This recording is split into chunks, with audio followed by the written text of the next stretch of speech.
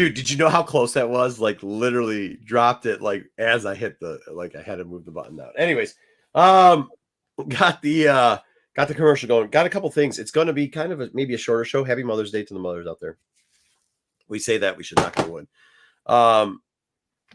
We've also, for those people hopefully that are tuning in from Twitch, we got a 7-day Twitch ban because of something stupid the guys on Friday night did. I know that they don't use Twitch, but obviously we do, so it's going to hurt us a little bit here.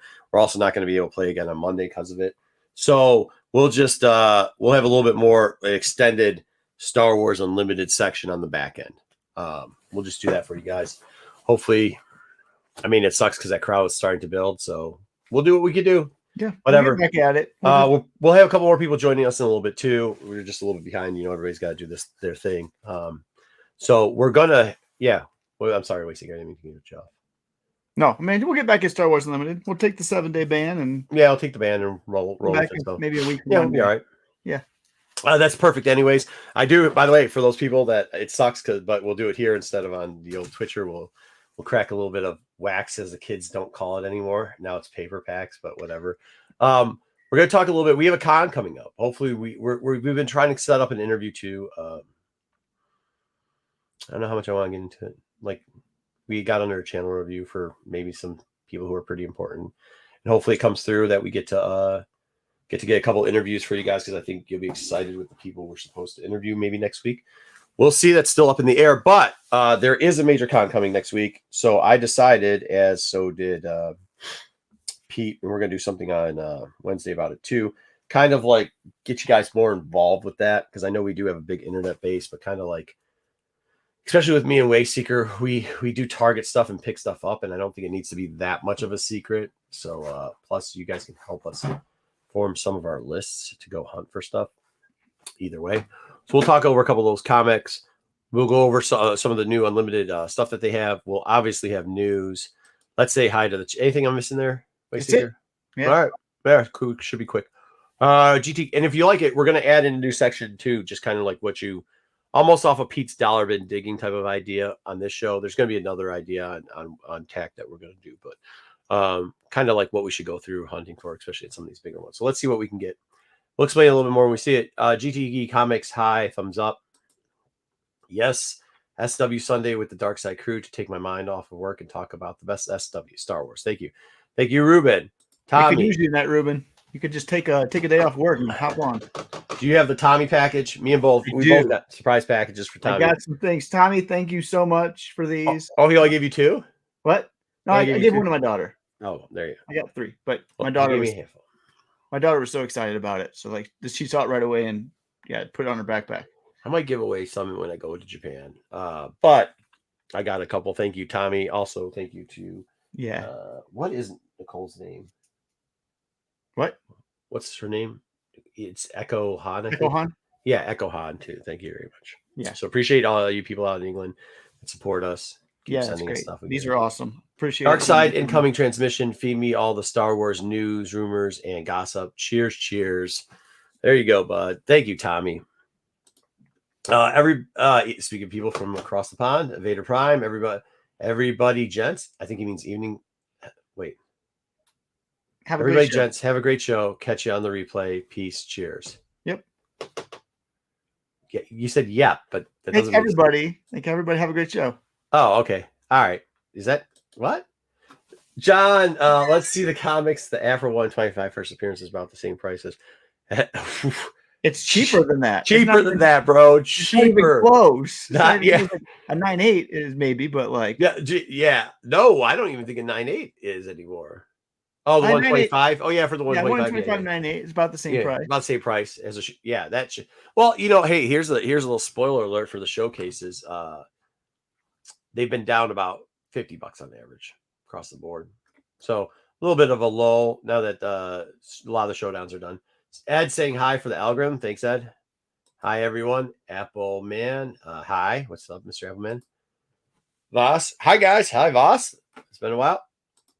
Only 2 guys tonight. Did Wayseeker run everybody else? Yes, he did. He chased everybody away with his love for Nubs. There's a lot of Mother's Day. My great hair. We're jealous of it. They really are. And that you know how Thrawn is. All right, Wookiee Fanatic, happy Mother's Day. Darksiders, happy. I got your message, Wookiee. We planning some stuff. I think I talked to Ryan too, and he's down. So we'll get you one way or another. I know, right? Band channel, not because of SNS. It's not something to brag about, guys. Terry Floyd, hey all. Hey, Dwayne Scott, yo, Kingdoms of Nerds, hello all. Yeah, not exactly happy about that one, Sticks. Yeah, especially considering we built a freaking whole thing and then you guys use it and then yeah. So all right, let's get into the news. All right. Not a crazy news week. I cut some stuff since I knew Dom wasn't going to be here. We can go back to it maybe next week. Thank God, so he doesn't have an aneurysm over. Yeah, I know. Okay. Hurry up, because as soon as you say, he's going to jump on. But here's the big news of the week. And this one is going to, surprise everybody. But George Lucas absolutely loved the Obi-Wan show. Yeah, one of his favorite things all time in Star Wars, and he loved how it portrayed Obi-Wan. Hey, here's the deal. Here's the deal. He says that about everything. He's an idiot, and that's fine. Okay, I don't care. Like, I have the reality of Lucas and like how much Lucas's name is on everything and how much Lucas actually produced good content. It's two different things. Okay, it's literally two different things. However, it's also funny that there's a lot of, I don't know if you're going to do this later on news, so I'm going to try to pull the Dom and spoil your news later. But apparently there's a big hullabaloo because what do you call it now? Hard media? What would you call DVDs? Yeah, sure. Okay, so the hard media version of Obi-Wan show says the complete Obi-Wan series. Yeah, right. Where like the rest of them say the complete season, not series. So he could like all that's portrayed on that, all he wants. The people have spoken. Obi-Wan does not seem to be the thing that is. Yeah. As long as he can put his name on it and it keeps flowing to. Yeah.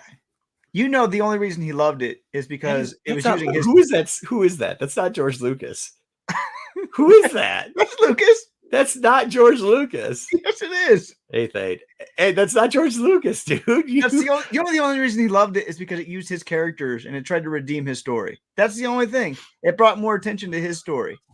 Okay, from now on, could you at least put a picture of the person there? That is George Lucas. George Lucas. That is Lucas. Come on now. Hey, you know who that looks like? That looks like who's the guy that played Gladiator? That does not look like the that looks like him cosplaying as George Lucas. It 100% does. Gerard Butler? Yeah, Gerard Butler as George Lucas, bro. What are you doing to that That's poor George old man? Lucas. That's not fucking George Lucas. It is. And by the way, it's not but whatever his name is fault that TV show sucked. You could have given us a better picture of him. This looks like two cosplayers. This really does. That doesn't even look like him either. Is that supposed to be him without makeup? What are we doing here? You're right. That is me. That's me with the wig and squinty eyes. You caught me. Dude, what is this? Yeah. The squid eyes too? Like, what are you doing? That's neither one of these characters. Hewlin? Is his name Hewlin? Is that the Ewan? Yeah, Ewan McGregor. Ewan McGregor. That's not Ewan McGregor, dude. That's totally.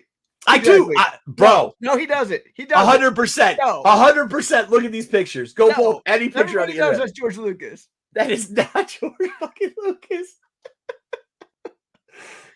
Dude, God. You got the first pictures of these two dudes. Just purposely, huh? Yeah. That is so bad. All right, next up. All right, who wants to see this? Sigourney Weaver is rumored to be starring in the upcoming Mando and Grogu movie. I mean, I know she's been like in every sci-fi fantasy series ever, and she hasn't been in Star Wars yet, but who wants Sigourney Weaver at this point in her career in anything? I mean, like, can we just say that, like, I know we're not supposed to speak on ageism, but I'm okay with like, can we just send some of these old people? Can we just send them? Like, when I get old, send me too. Don't get me wrong. Like, but like, what is with this generation of old ass people who really just need to be sent? Like, just can we send them to the farm? Like, can we say that, or are we gonna be canceled for that? I have absolutely no problem with this. I actually like Sigourney Weaver still. It's another actor who's gonna die in the project, and they're gonna have to replace it. Like, she's probably gonna be dead while she's in the project. Yeah, send them to all old people. Like, at this point, no more old presidents and no more old actor. Like, unless they're like old, like unless they die during the part that they're like, are they playing? You guys are horrible. No, It's like, who can we get to replace Grief Karga on Navarre, the magistrate? She's okay health-wise, guys. Come on. Hey, Grief Karga looked like a fucking 20-year-old compared to Sigourney Weaver. Isn't she like? But Grief Karga's dead, so like they got somebody else. But she's like as old as my mom too. She's like 90, isn't she? I mean, I'm not trying to disrespect her. She's 90, but I think she's like she's 74, dude. Okay, still, yeah, still old. Hey, that's old as shit, bro. That's old. That doesn't mean they can't be actors, man. Yes. Come on. No, it does. If you have to take an insurance policy off, like they need to see. This is why it's bullshit. If you do a shit ton of cocaine, they gotta take an insurance policy off of you that you don't drug overdose. If you're old as fucking depends, where's the insurance policy that you're just not gonna croak for being old? Because they'll be like, that's ageism. No, like there's a high likelihood. The woman is literally still healthy. Old people die all the time. So was Balin. Balin was healthy too. Yeah, Balin was healthy. He's old as shit. Dies. You have a better odds of dying he was if you're old as shit. She's 74. That's what I'm talking about. Yeah, I know they like money, but bro, come on, dude. Seriously, my God. Wasn't that the guy from Home Improvement? That might have been the guy. Terry Floyd got it. That might have been the guy from Home Improvement. Okay, guys, come on. With the that was George Lucas, okay? It was totally Lucas. No. And by the way, you were wrong. It's not Gerard Butler in fucking Gladiator. It's Russell Crowe. Oh yeah, that's what I'm talking about. Is Russell Crowe. Well, which guy did that guy look like? Russell Crowe or Gerard Butler? I can't remember which one's who. Dude, that was George Lucas. It definitely not. The whole chat said it wasn't. So you can argue with Lucas because the whole chat is blind. Argue with the chat. Blind. Sean Connery, Wayseeker. Argue with them. Don't argue with me. All right. No, I agree with you though on that Wayseeker. I usually am against you on your hatred towards like innocent things, but I do think that old people have to like just like Wayseeker, just like animals, send them to a farm. Wayseeker, just because you're obsessed with blue Ewoks doesn't mean you have the wherewithal on this one. Fair enough, but he's got a point though. He's got a good point. Do you still want people to keep dying? No. Yeah, I disagree, but look, we'll agree to disagree on this one. How about that? I was excited about this news. All right, so we got news this week for a new animated Lego show. I know Marco's a big animated Star Wars fan. Yeah, this is gonna be a 4-part. I'm guessing 25-minute episode. Jar Jar. Called Rebuild the Galaxy. It's gonna be basically the Star Wars What If, where it's like the galaxy gets all out of place, and so you're gonna have Darth Jar Jar. Mark Hamill's coming back to voice Luke Skywalker. I think it's funny that they're finally doing Darth Jar Jar. Fucking hilarious. I mean, they've hinted at it before. Like, listen, this is of the same ilk of the Freemakers, and I've gushed over the Freemakers, and I think now that there's more eyes on Star Wars, there wasn't as many during the Freemaker era. So, like, I think now with that type of thing, I think this is going to play super well. I like the Freemakers too; those were fun. Yeah, all the Lego stuff. It's been a while since we've gotten any of the Lego stuff. It has been a very long time.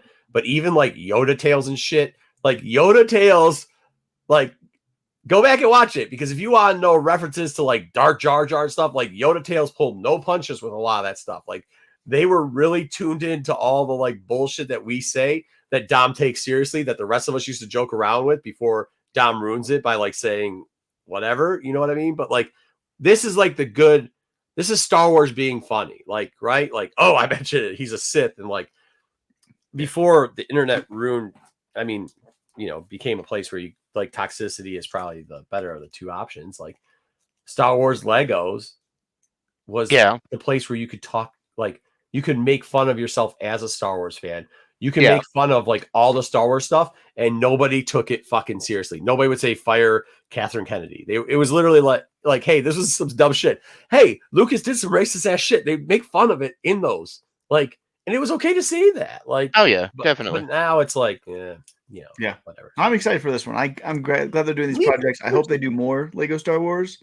Like, I would be happy if they did like a good 10 episode season like they did. They have Sigourney Weaver and they're dying. Yeah, I think that'd be funny. Jesus Christ, dude. Do that too. Come on, man. That's season 2. Oh, he definitely will be buying the Darth Jar Jar. Yeah. Oh, no doubt. He'll have 3 of them. What's going on, Lady? What's up, Lady V? Yeah. All right. Phantom Menace is the most watched Star Wars movie. 100% agreed with this comment. Send them. Phantom Menace is the most watched Star Wars movie on Disney Plus. Are you surprised? What's that? Phantom Phantom Menace. Menace is the All the most Star watched. Wars movies. This is the most watched Star Wars movie on Disney Plus. Are you No. surprised? That's surprising because this is one Star Wars movie I don't like. I I'm like not the one. surprised at that at all. I like the one lightsaber fight at the end of it. I think we've talked about this before. Like, this is giving us, like, this is 100% giving us where the generation that's coming up after ours to watch this, and we should stop trying to be gatekeepers and let them enjoy their time. No, I'm not saying you are, Thade. I'm saying in general, like, people poo-poo this. First off, I didn't think they were that bad. Like, JJ's gonna be on it a little bit, and he's gonna be like, the politics is stupid. And I get it, man. That's not for you. But like, look, they got to see this cool shit, and this is theirs. I've said this before, and I got flack for it in the chat. There you go. You know, I was born during the OT era, but I actually prefer the prequel movies. Well, I mean, you're stupid. I can't deal with you. Like, that doesn't fucking. That's the dumbest thing I've heard all day. You and Sigourney. No wonder. Is this what you're? So we got rid of Dom. Now we got Thade, right? So now we're gonna do the Sigourney thing, and we're just gonna make comments that are absolutely absurd. Hey, at least I'm not losing my mind over Kathy Kennedy. Comments and not Screen Crush's comments. So right, I know, but like, that's not a good take either. Like, that's a terrible take, Thade. Terrible take. No, like, the original three by far are great, but like, that's not they. Like, there's a whole but it's also great because of how old we were when we saw them and how we consumed them. Like, well, I was in my 20s when the prequels came out. Yeah, you know. So you were an adult watching a kids show. Like, I'm not trying to be what's his name? Who's the douchebag that got drunk and said Star Wars isn't for adults, which he's wrong. Freddie Prinze. Right. I'm saying, like, that there is a sense of, well, honestly, wonderment. My dad showed me the original Star Wars movies. I watched these because my dad heard about the prequel stuff coming out, and he was like, oh, it's more Star Wars. Let's go watch it. Yeah. And we went to midnight showings of all three movies. Yeah, so I mean, you're going to have that connection too as an adult. But what I'm saying is, like, there's a wonderment as a child that you get. Oh yeah, that affects this nostalgia. So, like, obviously, we're going to rank the ones better. But they were also, if you take them as time pieces, they stand up better than these three. They were better. I don't know. So here's the hard part. Yeah, my kid would rather watch 1 than 4, 5, and 6 because your kid's weird though. She likes freaking. The pacing is slow. I prefer episode 3 out of the prequels.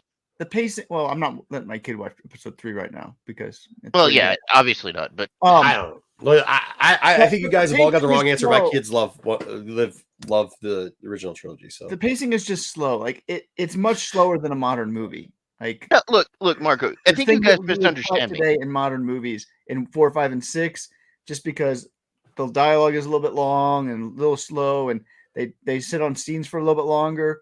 I think the pacing is a big part of why other kids go to 1, 2. I actually don't think that's the main problem. I think the main problem is you're just not that great at parenting. So, like, if you were better at parenting, your kids would like the original trilogy more. I'm just amazing at parenting. So, I mean, I can't help that shit. What do you want me to tell you, bro? Like, that's what I think it is. I think that's it. I think that's it. My kids like, they like the trilogy. They like Rebels and Clone Wars. Not so much on the blue guy, like, but they're, they get it. So I can't help. I mean, I could coach you offline, maybe help you out a little bit. I'm pretty good. I'm pretty happy. You sure? Happy. Yeah. I don't know if that's right. Hey, you know what, guys? Out of all of us, I got kids to adulthood safely. So that's all I'm saying. Well, I mean, I got 2. That's an accomplishment. So, So if I get 1 there, I'm batting 500. So fuck, I'm good. If you get 1 there, oh my god! All right, let's keep going forward. Oh, so this is pretty interesting. This has not been confirmed yet, but on Cinemark's website, on their calendar for upcoming movies or upcoming showings, on June 3rd, they have Star Wars Acolyte as a 2-hour premiere. So that is raising speculation that you'll be able to head to the theaters to watch episodes 1 and 2 a night before they premiere on Disney Plus. So Yeah, well, I mean, there's precedent behind this. They did it for one of the Ahsoka episodes, so yeah, so they're gonna do both of Dude, the if they first do two that, episodes. hey, if they do that, this shit's gonna be blown out of the water. This shit's gonna be good. Yeah, It doesn't even matter if it's not good.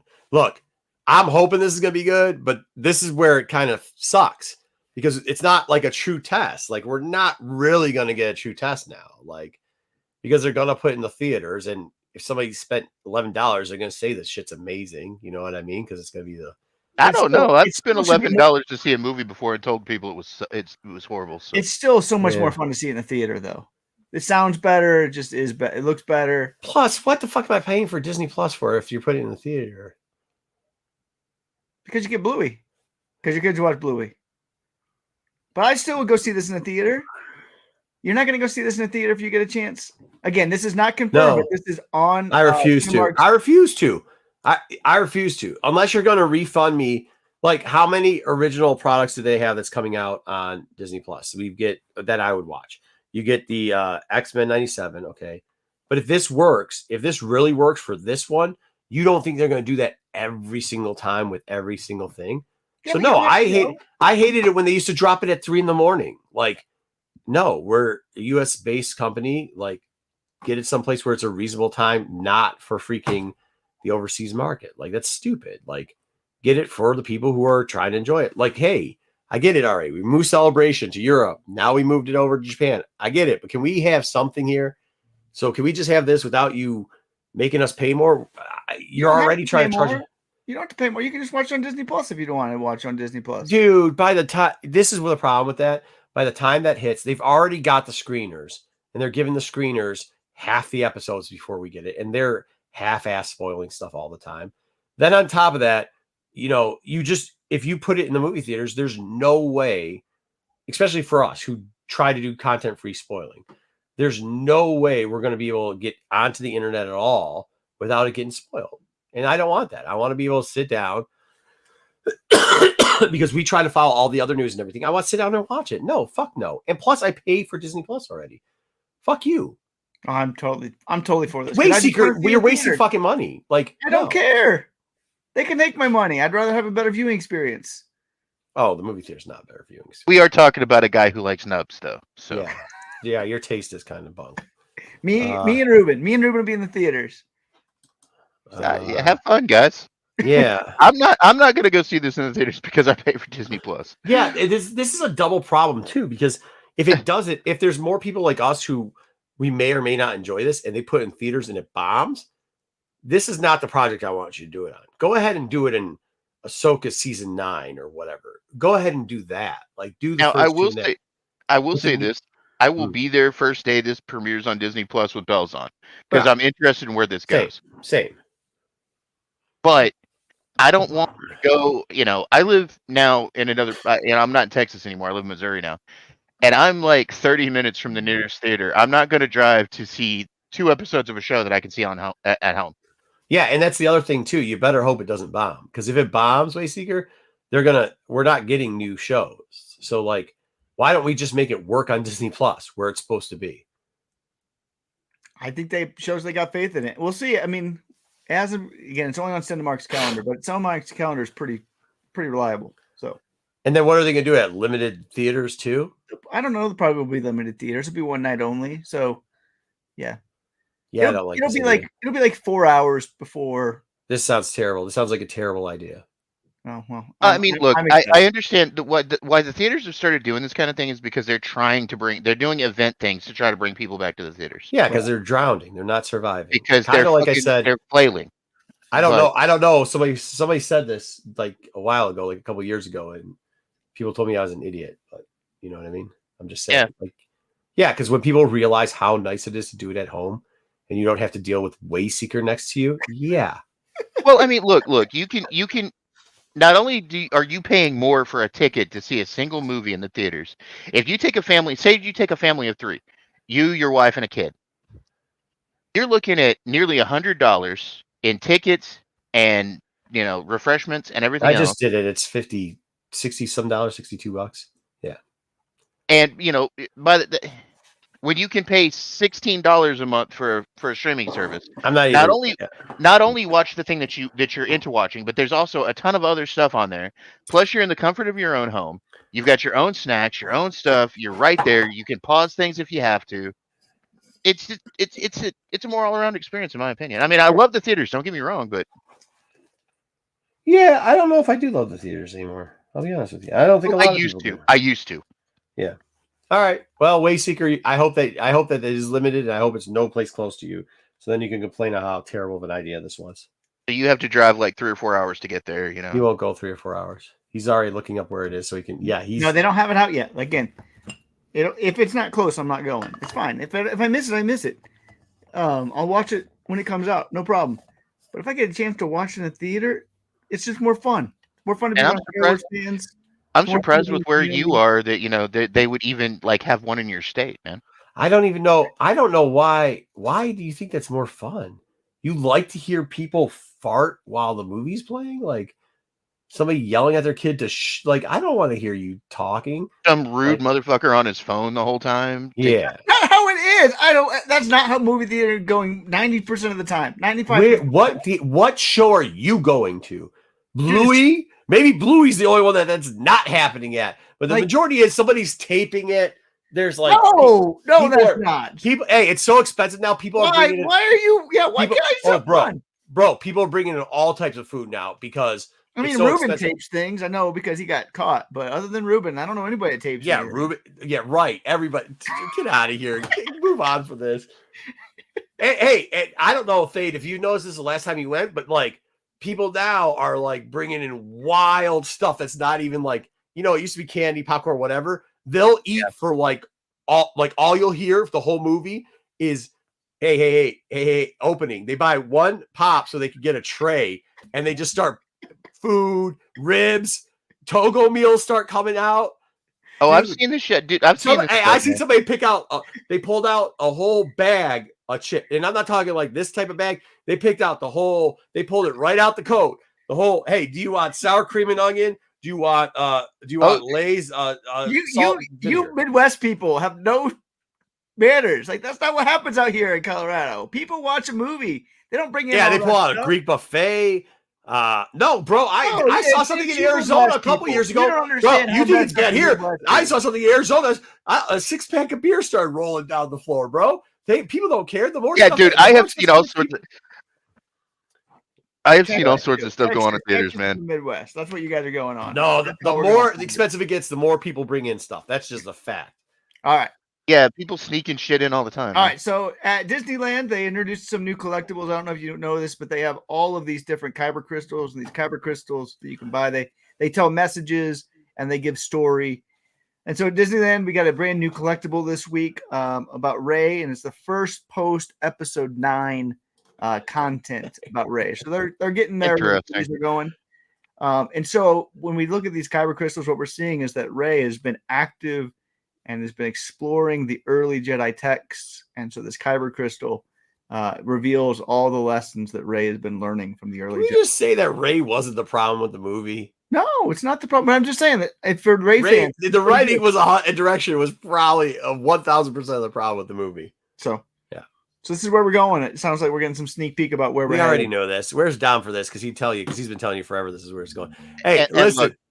Look, Darth, I have to sit here and say, I recorded a trailer. Calm down. Look, dude, if you pull out your phone in a movie theater, I'm going to go off on you. No. Hey, he's called Wayseeker for snitching him out. I get it.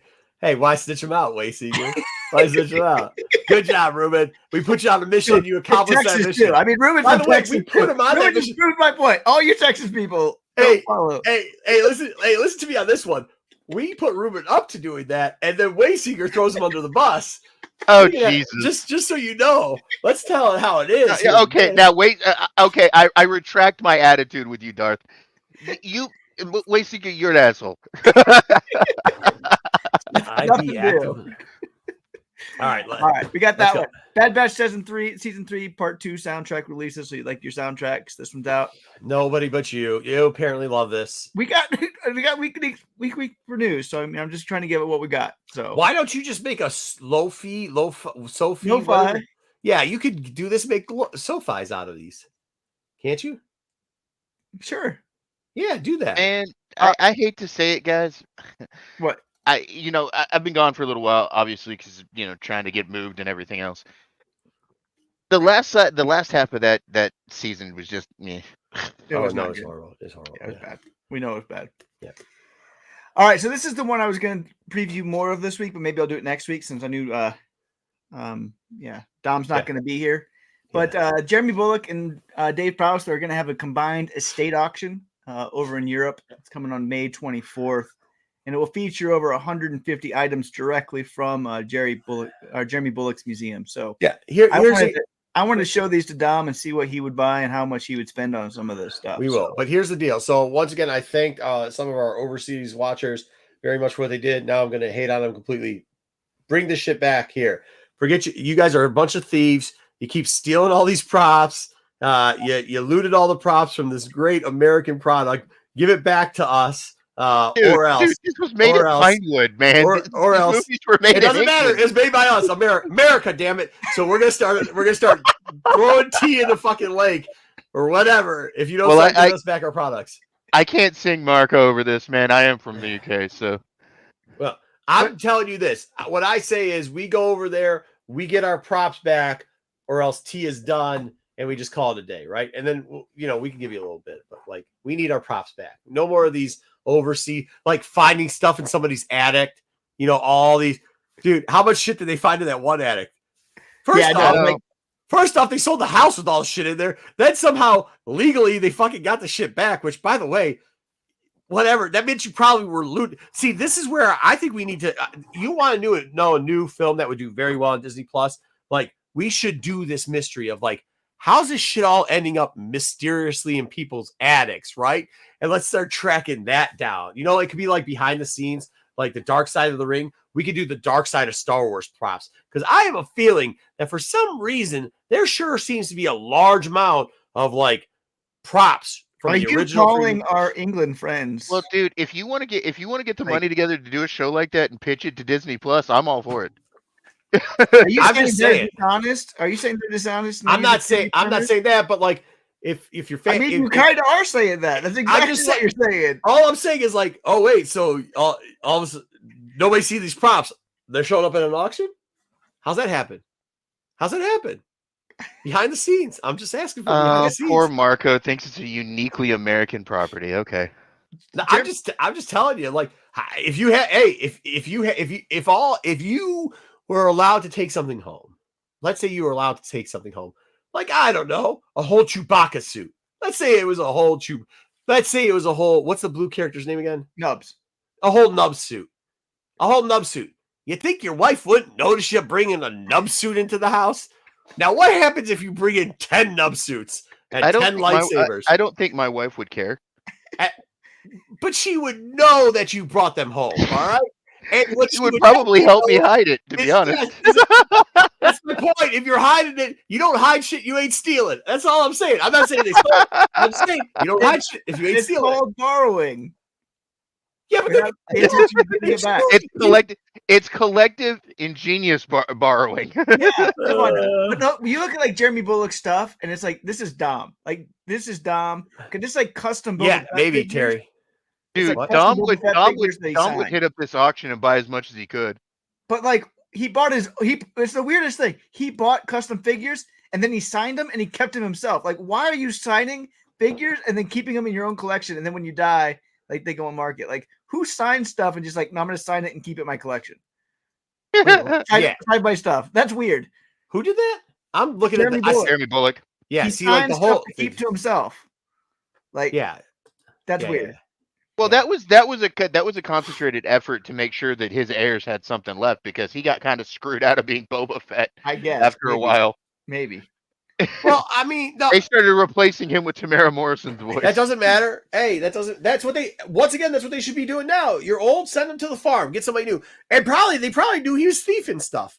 That's probably what happened. They just didn't want to ruin it. They were just too nice about it. But I was saying, let's get down to the bottom of the story. Let's expose these thieves. Let's call them for what they are. We've had this sympathy thing. Oh, he was so good. He got replaced by. God. He probably got caught stealing stuff. Obviously, Wayseeker's got a good point here. What are you Did doing we go here? American? Did we go Americentric all of a sudden? No. Like, what the hell? Look, we're saying here is Waysinger's got proof this guy's. I mean, what are you saying if somebody sends you a figure to get signed and then you kind of keep it? Like, I don't. It kind of sounds like yeah. kind of sounds like theft there too. I don't know. Was it for you to keep? That's not how it like, happened. Like, no. He hey, can I bought get it them signed and he back? signed them Can I get himself. Oh, I lost that piece. Is that what you're trying to see? Oh, sorry. Teas and crumpets. I don't know. It sounds. I'm just saying. This sounds a little sus. Oh I'm my! just No, saying. you're sounding sus right now to my homeland. All right. No, it sounds sus. Here we go. Even John, USA. No Steelers Oh stuff. God! If I have to hear you lot go America all the time, I swear to God. Yeah. It's bad enough I've been in your country for 30 years. Helps Oh, other that's so things. good. Oh man, we'll review some of these next week when he's back. All right. For you people that like table lamps, I couldn't get the top of the lamp in the picture, but they have a new R2D2. I don't even know if it looks like R2D2, but it's a table lamp with the lamp on top, with the light bulb on top, and this thing. It's about $40. That looks about $40 worth of garbage. It's selling like crazy. It keeps selling out, and they keep. Where's this more of at? them. It looks so bad. Like that is not R2. Like what is that thing? And Terry Floyd makes a point here. If you look at the last thing Terry I Floyd saw said. what he said. He doesn't know what he's talking about. No, seriously. That's like studios do get rid of this stuff. They break down it has been more people and actors and stuff that have kept this stuff, that have kept it like to get. I mean, to be honest with you, Stealing. I love a table lamp, John, but this one. This What is table that? lamp. It's $40. Wait, you know how cheap a $40? It is Go a super buy cheap table. lamp. Yeah, it's super cheap. It looks That's super cheap. Super duper cheap. Come on now, you okay, can do better. who wants R2 as a lamp on their desk anyway? I have R2. I'd pick an R2 if it would look cool, but like that's not the R2 I want on my desk. I'll be honest with you. You know what I use is still a little bit is I just use the Lego alarm clocks of Stormtroopers and Darth, and I just press them down so I can get light and find stuff with them all the time. That's it. So I guess I could get one of these. Fair enough. Yeah. Not a big fan of this one. Nobody even cares about Doctor Who though, Terry. Nobody cares. So for those of you who weren't able to get the free comic book day to go out to the shop, you can get them now at marvel.com for free. There's the code. What? Why we're reviewing this later because you asked me to. Yeah, but I'm just saying for people who want to get themselves, all you gotta do is put free 2024 at marvel.com, and you will be able to get both this one and the Nubs book for free. Go back. Jerome, I think we can make that work though. Dude, we could just take off the top. Bro, we could turn this into a grill. You could. We could easily, that's maybe what they're doing. 100%, Jerome. Sorry, Jerome. 100%. John was saying something else about Nubs. Yeah. Nubs Turning that into a grill? Yeah, that'd be interesting. Well, yeah. I mean, you could just look, if you could get the top off, you just unscrew it. The inside's, it's always just a line there. It's Howell. So you take that, you run it up the metal thing. That's where your twist off for your gas cap is. At the top, you light the gas cap up. You get to spread out over. Do it, Marco. Summer project. So yeah. Anyway, so those that didn't get out to free comic book day and didn't get to read these, make sure now you can get it for free online. Yeah. Facts. All right, so we got some comics news in here. We got some covers. They had a big panel also in the UK. For Star Wars. That's because if they come over here, we'll tar and pickle them because Dark Horse can't fucking get books out on time. Boo! Dark Horse needs to be thrown off a building. Yeah, go with the rest of the liars and thieves over there. No offense to all the people that watch us. You guys are great people. Our viewers tonight because of you, Marco. You guys are great. Marco, you keep going on. You guys are great. Thank you. You're going to end up upsetting me, Marco. Thank you for sending us stuff. Thank you for everything you guys do for the show. We really appreciate your support. I'm talking about your brethren over there that are the thief. Yeah. How about your co-host over here? She might be offending. You live in the States. We're not talking about that. We're talking about the people that are stealing stuff that live in the UK. Specifically those people. Not everybody. It's not a one fits all thing. And I can't help that I offend people. That just is part of life. But like, this is, Go ahead, Wayseeker. Go on to tell us how he's unapologetic. I love it. So we got one new comic, and we also got a comic cover. So we talked about the Echoes of Fear with with the Sith that's coming back. A couple weeks ago, we got the cover of Darth Ravi, presumably Darth Ravi, on that cover of the 4-part Judge Man hunting for the Echo Stars. That's a cool cover. What? You gotta be kidding me. Yeah. All of them does that. All of them. Mind blown, huh? Yeah, all of them. Vader, Boba Fett, they all do that. Yep. Yeah. I like this cover though. I think that's a good one. I'm excited for this Darth Ravi character. I hope they do a good job introducing some new Sith. We also got a new series that was announced. Supposedly they're coming in October, but as JJ said, most likely coming in January or February with how Dark Horse is doing stuff. Dispatch from the Occlusion Zone. This can be another 4-part comic series. You can see there it's got Crash, it's got Emmerich, it's got Man, all your favorites. Maybe So not. are we going to finally get a Sith in the High Republic? We've already So had no, it's not the High Republic. It's pre-High Republic. Pre-High Republic. Oh, Yeah, they keep doing the pre-High Republic stuff. But these are the stories we want. The problem is Dark Horse can't put them out. I know that's the problem. When comics come out like 8 weeks apart, you forget what's going on. You lose all momentum. It's and terrible. That's where we are. that's what's happened with me lately with comics. It is horrible. But I mean, Crash. They could have got. Oof. I know. I don't know. We've had Crash drawn like 45 different ways in like 3 comics. So she looks Asian. She looks like, dude. You know what she looks like? Who's the one woman that it was in the one with the Fifth Element? Doesn't she kind of look like the lady in Fifth Element, Uma Thurman in Fifth Element? Yeah, kind of an Asian version. That's Yeah, not Uma Thurman in Fifth Element. who is it? That's I know what you're talking about. Give me a second. It doesn't matter. He knows who I'm talking about, so that's all that counts. All right. Yeah. So anyway, I'm excited for both of these. This is exactly what we want. Just Dark Horse, do it right, get them out on time. Mila Jovovich. There you Because go. we're going to be at the end of Phase 3, and they got to get them out before then. So like, Absolutely. that's the hard part. Absolutely. We're falling behind. When does Phase 3 end? Phase 3 ends in summer of 2025. So yeah. So we've got about a year still. I mean, after the Acolyte, we should have a good feeling of where we're going, probably. But I think so. Yep. All right, Kathleen Kennedy threw out the first pitch. Oh shit! Did she really? Dodger Stadium. So there you go. This is especially There's nobody there. So we got that. She actually who's the green guy over there? I don't know. Why do they have a witch? Why do they have a witch next to? I can't say anything bad about her. I would love to make a joke about this, but then the chat will take it too far. So, Marco, no, stop it. Speaking about old people, let's send them to the farm. All right. So we're gonna end up sending you to the farm when you're old. Yeah, Okay. Yeah. That's Dave. You want to see something funny? There was a Darth Vader that threw out a first pitch, but the ball got stuck in his cape and it just rolled down to the ground.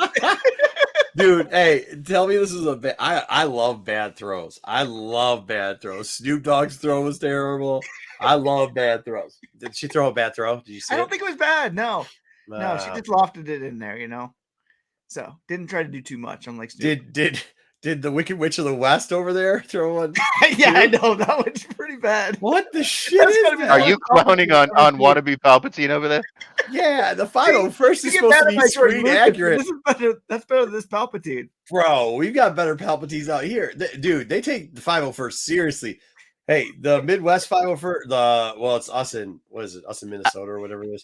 I was part of the 501st down in Texas, so yeah, I know how they take things seriously. Yeah, some of them take it seriously. Apparently in LA, you can just put any fucking, hey, what are you doing? You're going to play the witch that gets killed by Dorothy later on? All right, cool. Could you throw a cloak on and stand next to Catherine Kennedy while she throws a knuckleball? Get out of here. Man, that lightning deflection that Mace did fucked him up. Yeah, right? Holy hell. Oh, no. I mean, I bet you, that poor person probably spent a fucking long time doing that. I shouldn't joke on it, but so good. That's not good. That looks terrible. Oh, no. We got Fat Luke. Why don't they just say, what is he peeing on? What are we doing here? The Angels, on the other hand, they threw an awesome Star Wars drone show. If you haven't seen this on online, you can watch it. It's like 3 minutes of where they do those drone shows. Drone shows are really good. That was Palps. That was George at the beginning of the show. You're right, Luke. Give Luke the bell. Luke got it today. You guys are all fucking funny today. You guys are killing it in the chat, by the way. Ring the bell. And now I'm gonna give the whole chat one. Ring the bell. Oh, Lord. So good. So if you haven't seen this yet, go look this up. This drone show is amazing. Like, you can see how the drones, they do all these great scenes for the Angels. I'm not a big fireworks person because it's just so loud.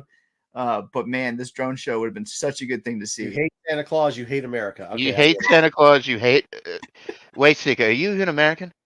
You hate I'm the drinking 4th of tea right July, now. so I'm you drinking hate tea. What did I tell you? If you hate fireworks, you hate Memorial Day. You hate Father's Day. You hate 4th of July. You hate 5th of July. You hate 3rd of July. You hate Labor Day. You hate New A man Year's. with children that hates Father's Day. Like, just I hate love you my sick? tea. Just give me all the tea. So yeah. Are you just like? Is there a problem with you, sir? Hey, here's the Like, other thing. No, John drones Carter- aren't fireworks. They're better than fireworks. This drones? sounds like the Look, lamest. look. I will Hold on. say This the sounds drone like the shows are- lamest thing I've ever. Hold on, Thade. This does sound like the lamest fucking thing you've tried to sell us on so far. You hate fireworks, so you want to try to sell us on this bullshit? Dude, it's so cool. I was just so want to see this drone show. USA, USA, Gosh. USA. I know. Oh Lord, We he's gotta going check on these again. things. He's There we going go. on again. But yeah, if you haven't seen it yet, go look it up. It's like 3 minutes of just the drone show. It is awesome. The Angels, much better than the Palpatine that we saw there, the slide before. And then also, I talked about this before. This is the thing that I wanted.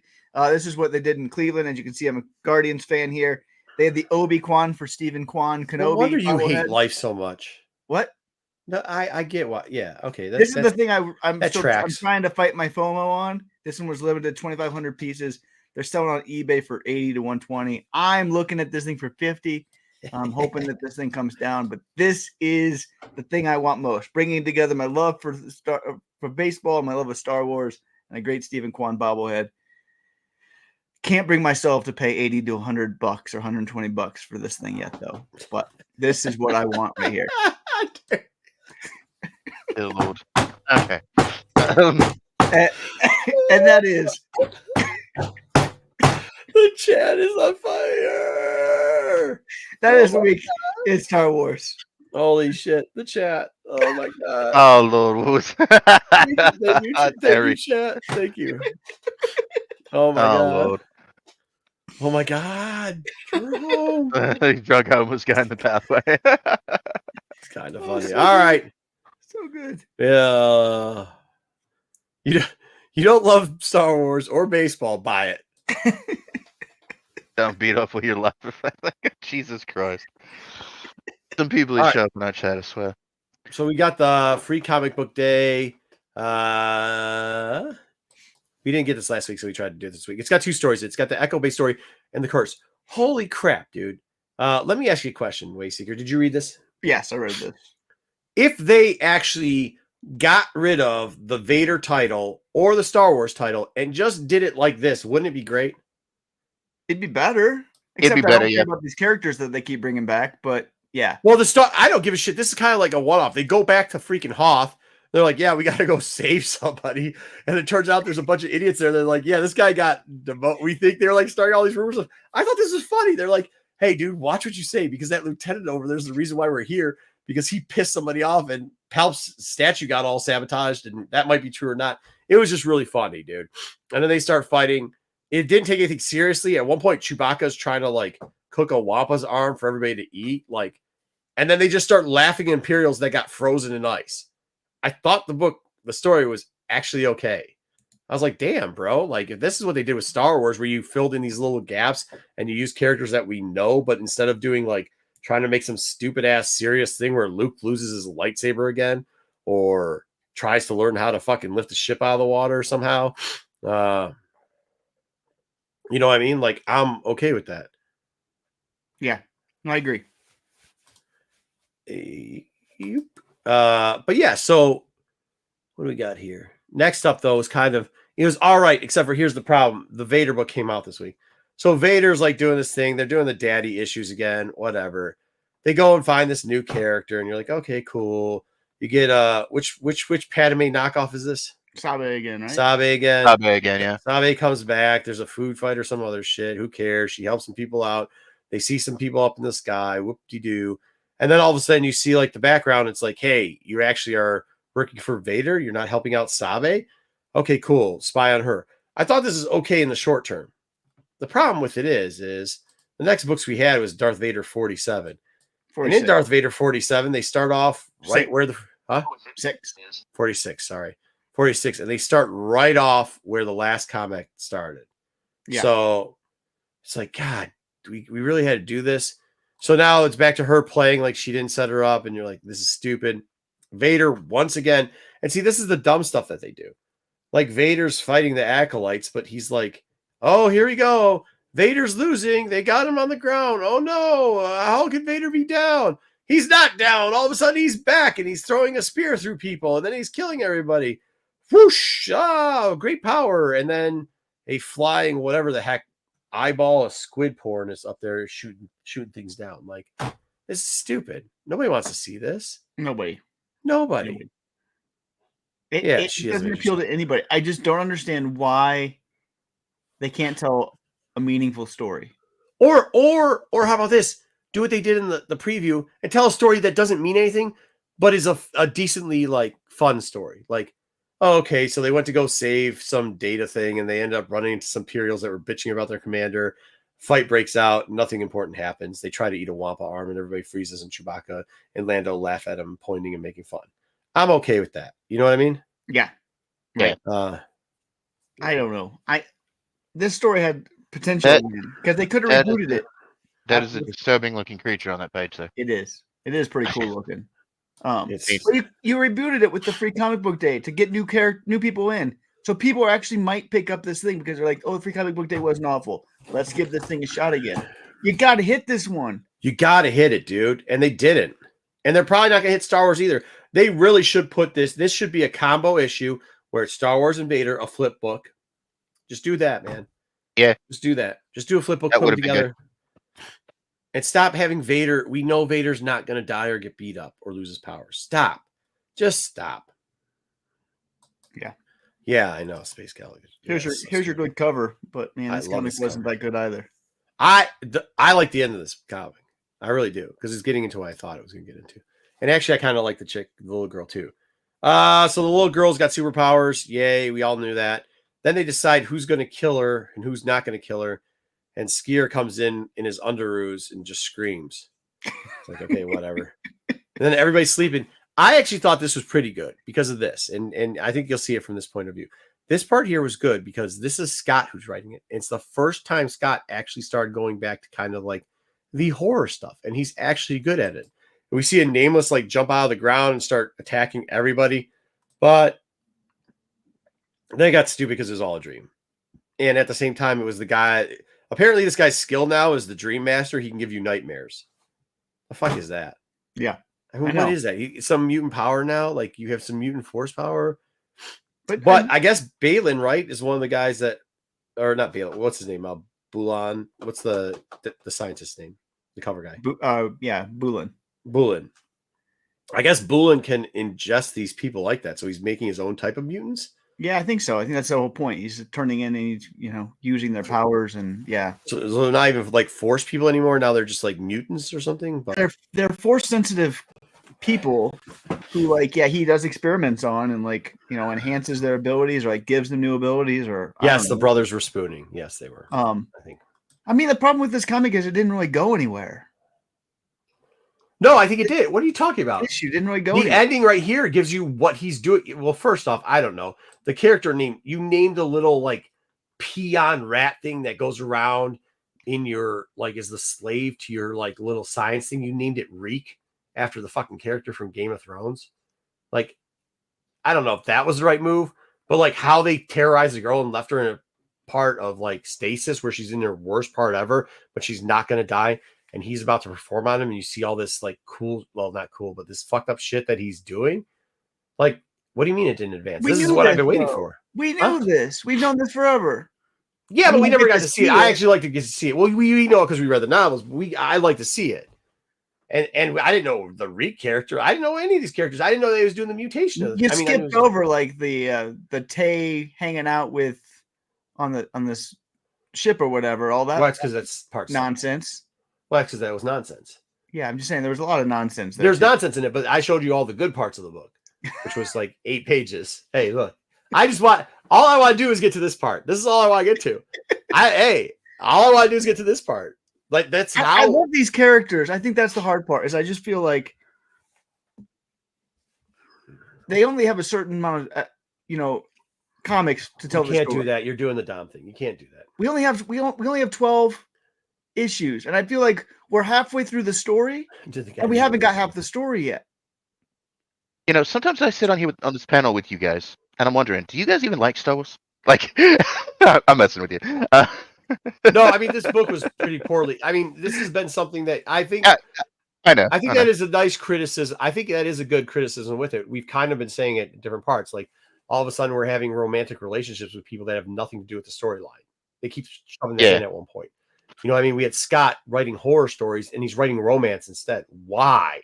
Let him write horror stories. That's the only part that I saw here. Is it at least half this book was classic Kevin Scott, where he's writing like that horror fight type of stuff. And there's more panels to this, by the way. This is actually like 6. I cut this down, but there's like 6 to 8 panels on. And this part, that's what I'm saying. Like this last 8 panels or 8 pages really did push the story around. But to your point, there was also 8 pages that should have just been thrown to the garbage because there's no point in it. You could have sped up that skier thing. You could have got rid of her real quickly, like cut it almost like I did, and now given us the next book that they're giving it. It seems like they're trying to extend it a little bit too. I mean, it seems like the writers might be overextended. I think the writers are extended. I think you're right. But like the whole skier thing is so out of place.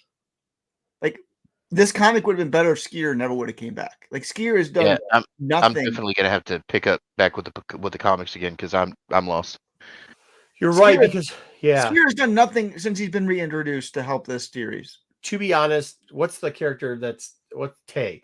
Tay does the same thing that Skier does. He really does. He serves the same purpose.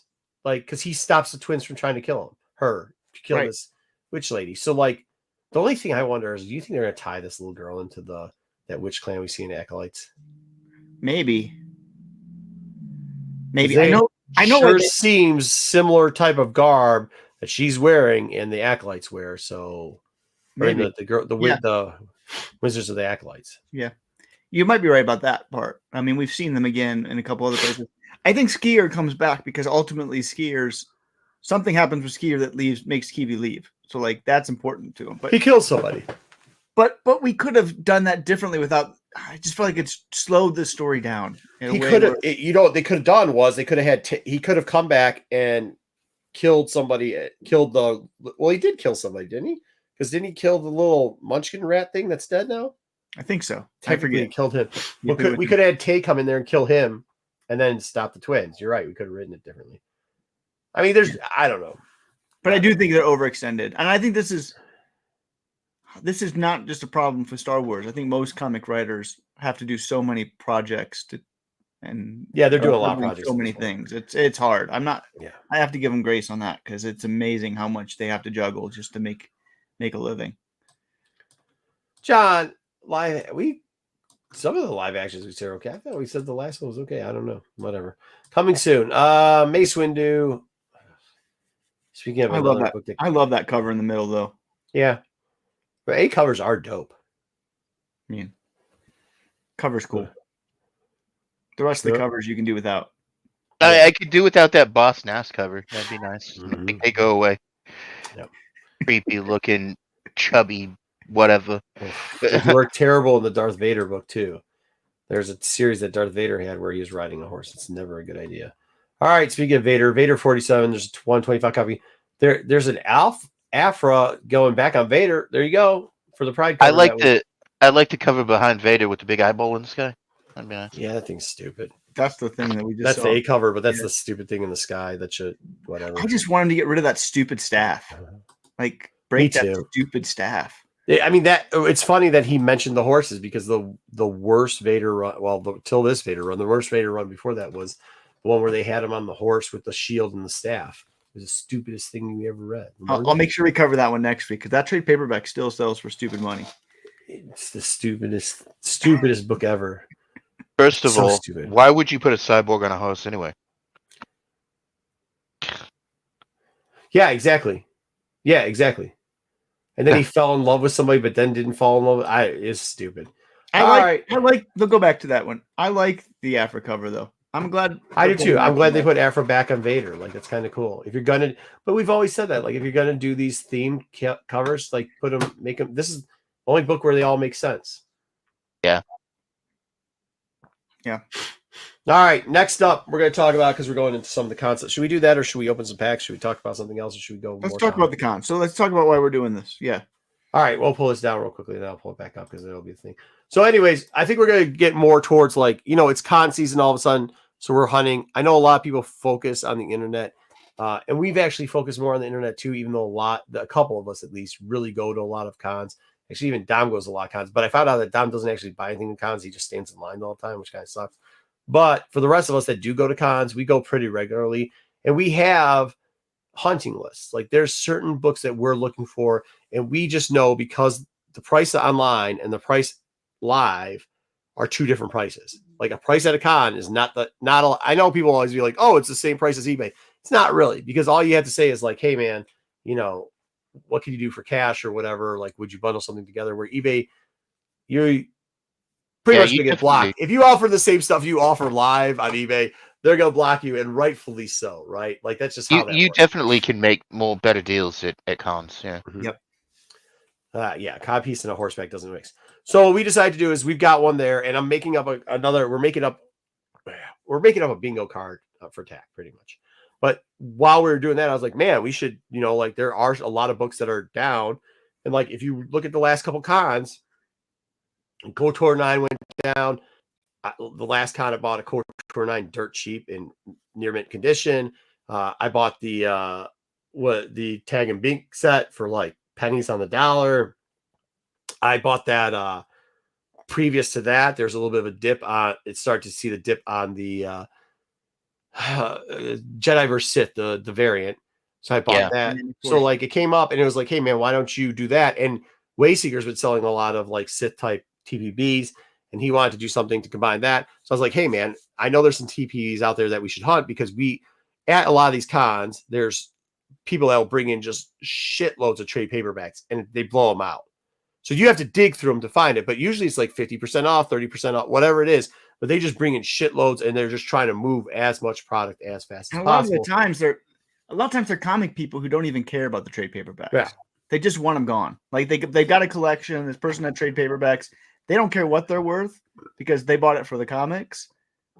And so you can get some trade paperbacks at really cheap rates at cons. So like if you know what you're doing, same thing with comics if you know what you're doing for dollar bin too. But like that's where Marco comes in. But I'm basically 90% of my business where I sell online is trade paperbacks. What are we talking about, Jerome? I got lost in Jerome. Anyways, yeah. So let's go through it. So we did 2 sections on this. One are some of the books. I got about 5 or 6 books that I'm kind of looking at that, like, if I see them, I'm picking them up, and kind of where our price range is and where they're looking in the market now. Then the second part is we're going to talk about TPBs, what their original price is, because there's a lot of places. I don't want to name the places because I don't want to give them away, but you could probably figure them out if you go to a lot of cons on the East Coast and Midwest. But they bring them in, and like, if it's in this section, it's 50% off of cover price or blah, blah, blah. So we're going to give you the cover price, and then we're going to give you also a target price, which the target price is if you see the book for that price or anything below it, you should probably pick it up. And Wayseeker will give you a better feeling for some of those prices. Yeah. They make a decent manga. There is some. And actually, I know Wayseeker says, why would you buy the original Japanese Star Wars one? Because you got it for $1 and it sells for 50. So like, actually some of them sell for more than that, but here we go. Let's get into it. The first one, and he asked why I do this. And I always try to do one of these books that had some heat on it for a little bit, completely fell off, but eventually for no other reason, because it's so dirt cheap, I might actually pick it up because 1, it's worth having at that price. And 2, what goes around comes around in this industry anyway. So for the people who haven't been following Legacy Zero, which is Talon's first full solo appearance on a cover. I don't even know what the hell people. This is the cover. This is the cover buy that people. Yeah, love. This is the cover buy. This cover buy has fallen so far. This is right. This is why you buy it right there. Yeah, there's people like Jerome. Yep, and Dom. Yeah, Dom. The last 9/8 went for $90, and when you see that happening on the internet, like at cons, that's where you see this book going the like 50% off all of these slabs, because they just want to blow them out because they see it on the downside and they're ready to go. So if I find this for $1 raw, which isn't that far off for the raw prices, it's probably $9 cheaper. Or if I can get it for $50 and under, which by the way, I definitely use like last sold prices and show people like, hey man, this is what, like, online right now, you could probably get it for $100. You know what I mean? Like, they're not going to put it up. They're probably have a book and they want 1 week space. So I always try to do that. Yeah, Jedi probably does have 10 of these. I had this copy. I had this cover at one time. Yeah, which once again, even if you hear the word legacy period, which they'll be rolling out some more of the trade paperbacks anyways, and then also see there's some of these that give you a multiple option. If we get a female Sith, a rumor of a female Sith coming up, which is a high probability because we got Rey, there is a probability of female Sith. For some reason, people will tie that even though they have nothing. We've seen this 100 times. We've been talking about this. I think this is the 4th or 5th year for Darkseid. We talk about this all the time. Right. You just have to, I mean, you can hate it, but you have to accept it. They mentioned something about female. This is easy stuff. People will get it on it. So this is one of the books that I'm kind of finally hunting for because it's pretty much became a $1 book. It's dog shit terrible. And for that, I'll hold on to it. Yeah. No, and so Ruben, Marco doesn't need this one. No. He's just, this is a book that he's willing to, like, you know, stash away at $1. Yeah, I'll stash it. For you people that love the Instagram cred, where like you just buy a book to show, believe me, buy this for $1 because in about a year from now, you'll probably be able to put it back on Instagram. You can say you bought it at the latest con or whatever for $1. Yeah. When you get a Sith, a female Sith, it's probably a $20 book. Yeah, for sure.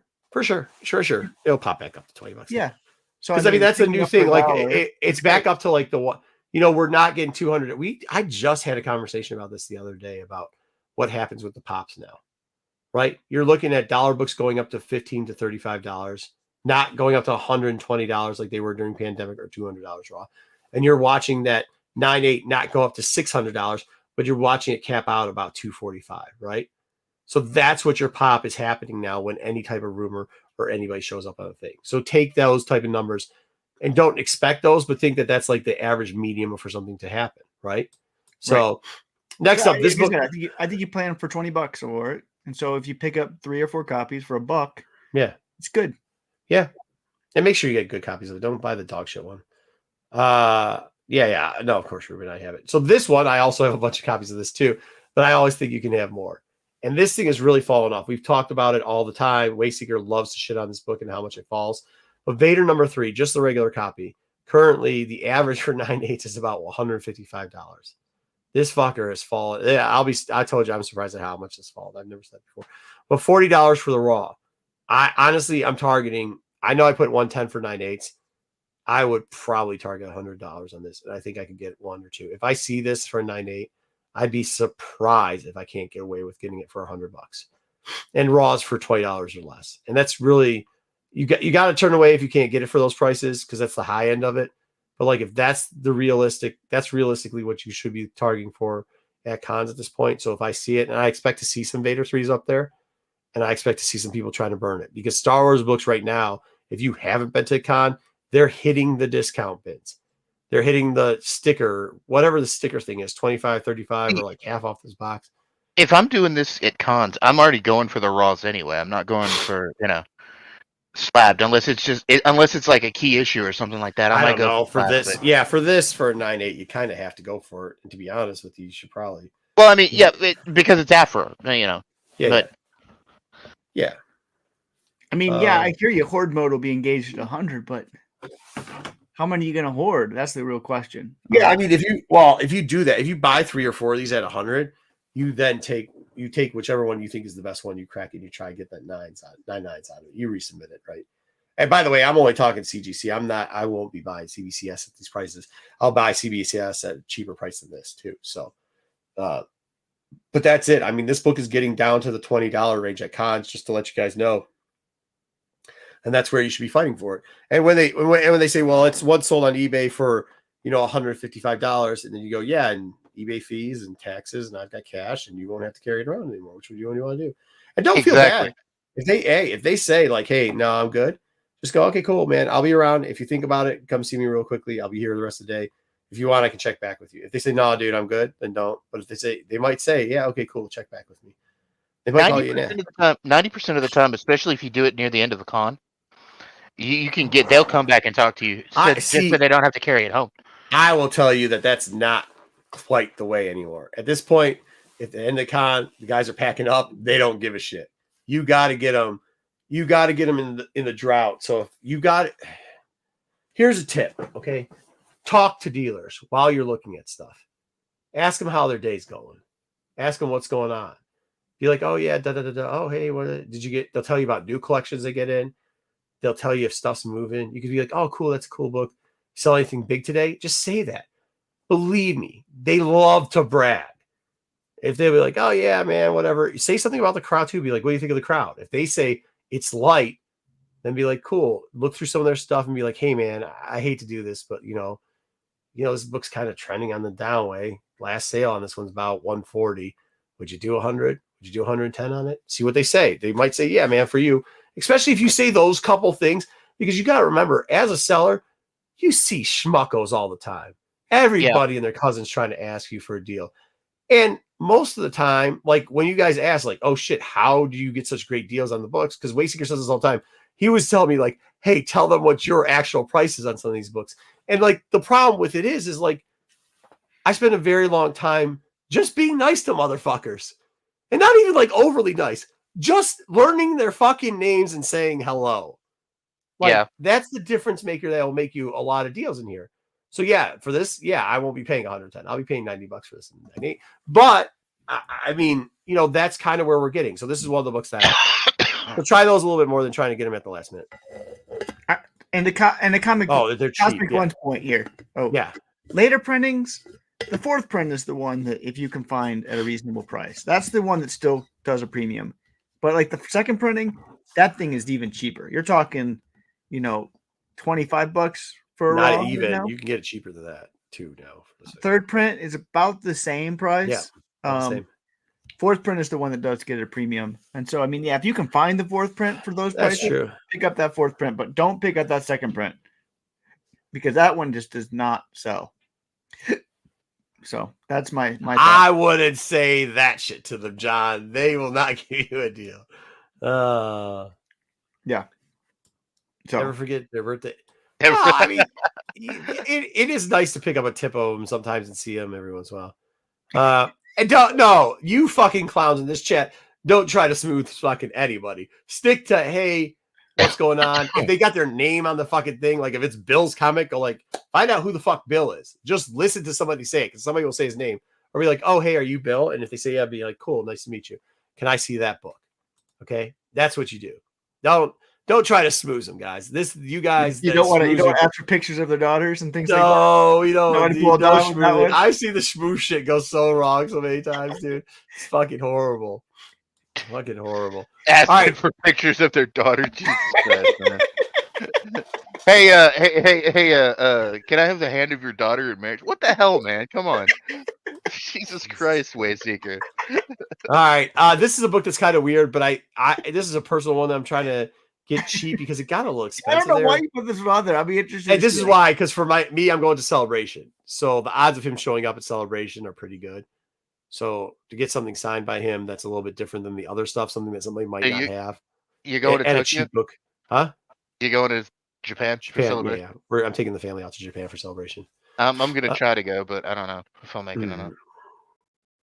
Yeah, that's why I'm probably not going to make any con this year because I'm trying to save the money to go to Celebration.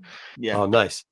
Do not nice. Yeah, Mr. Appleman, do that. Lecture them on the GPA. Yeah, that's schmoozing them. You guys got it locked down. Fucking GPA in the book. You guys are not gonna buy any books for less than The chat's got it figured out, bro. No, this is 2012 through 2016 fucking buying and selling at cons. I swear to God, it was every phone open up to GPA. Hey, look at this one. Let's take the average. That's all we did was GPA. Yeah, right. We spent so much time GPA. You wouldn't buy or sell shit. You'd be at a con for fucking 6 hours. You GPA the shit out of like 5 books and maybe go home with one. It was fucking horrible. And Sticks, leave the man's wife out of it. Like literally, leave the man's wife out of it. Sticks. No wives, no daughters. That's the rest. Yeah, no. Yeah, don't talk. No wives, no daughters. No.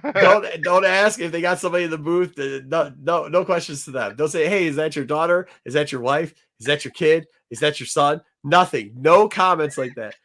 The person watching the outside, don't say shit to them. All right. You can strike a conversation with that person.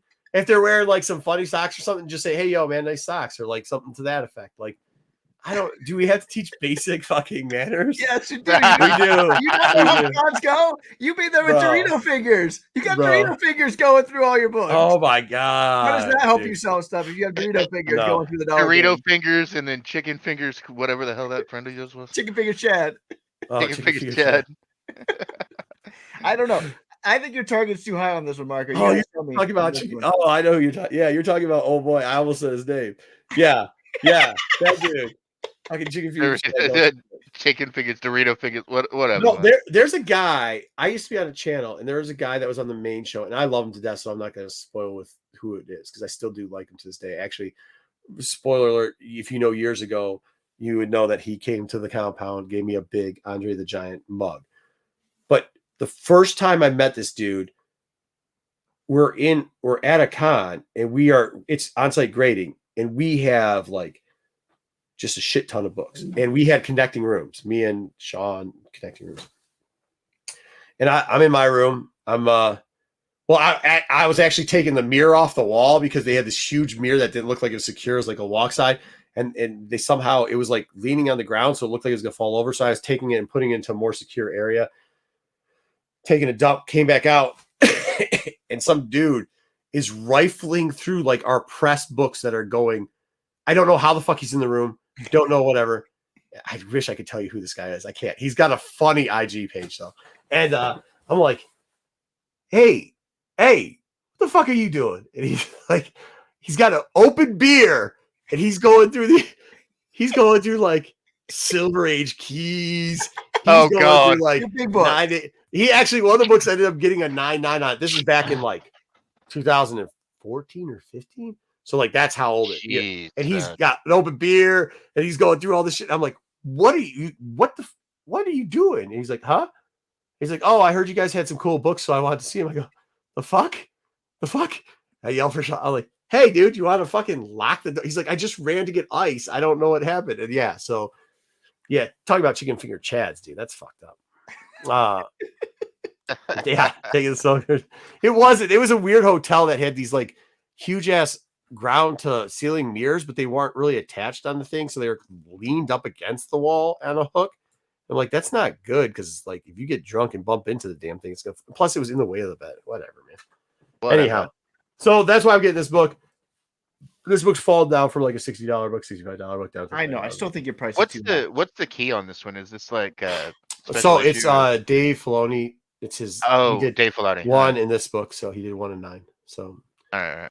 Yeah, and first appearance of Cabbage Head, as somebody said, that's not Cabbage Head, but cool enough. All right, this is a book that Seeker agreed with. He thinks I should stop hunting for the variant of this book cheap, and I agree with him. Like, go after the actual book. It's getting really down there. Bane has already been mentioned a lot of times. Showed up in the comics one time. You know it's going to eventually come back. We see what Dave does with stuff. Current 9.8s are 160. Raws are 45.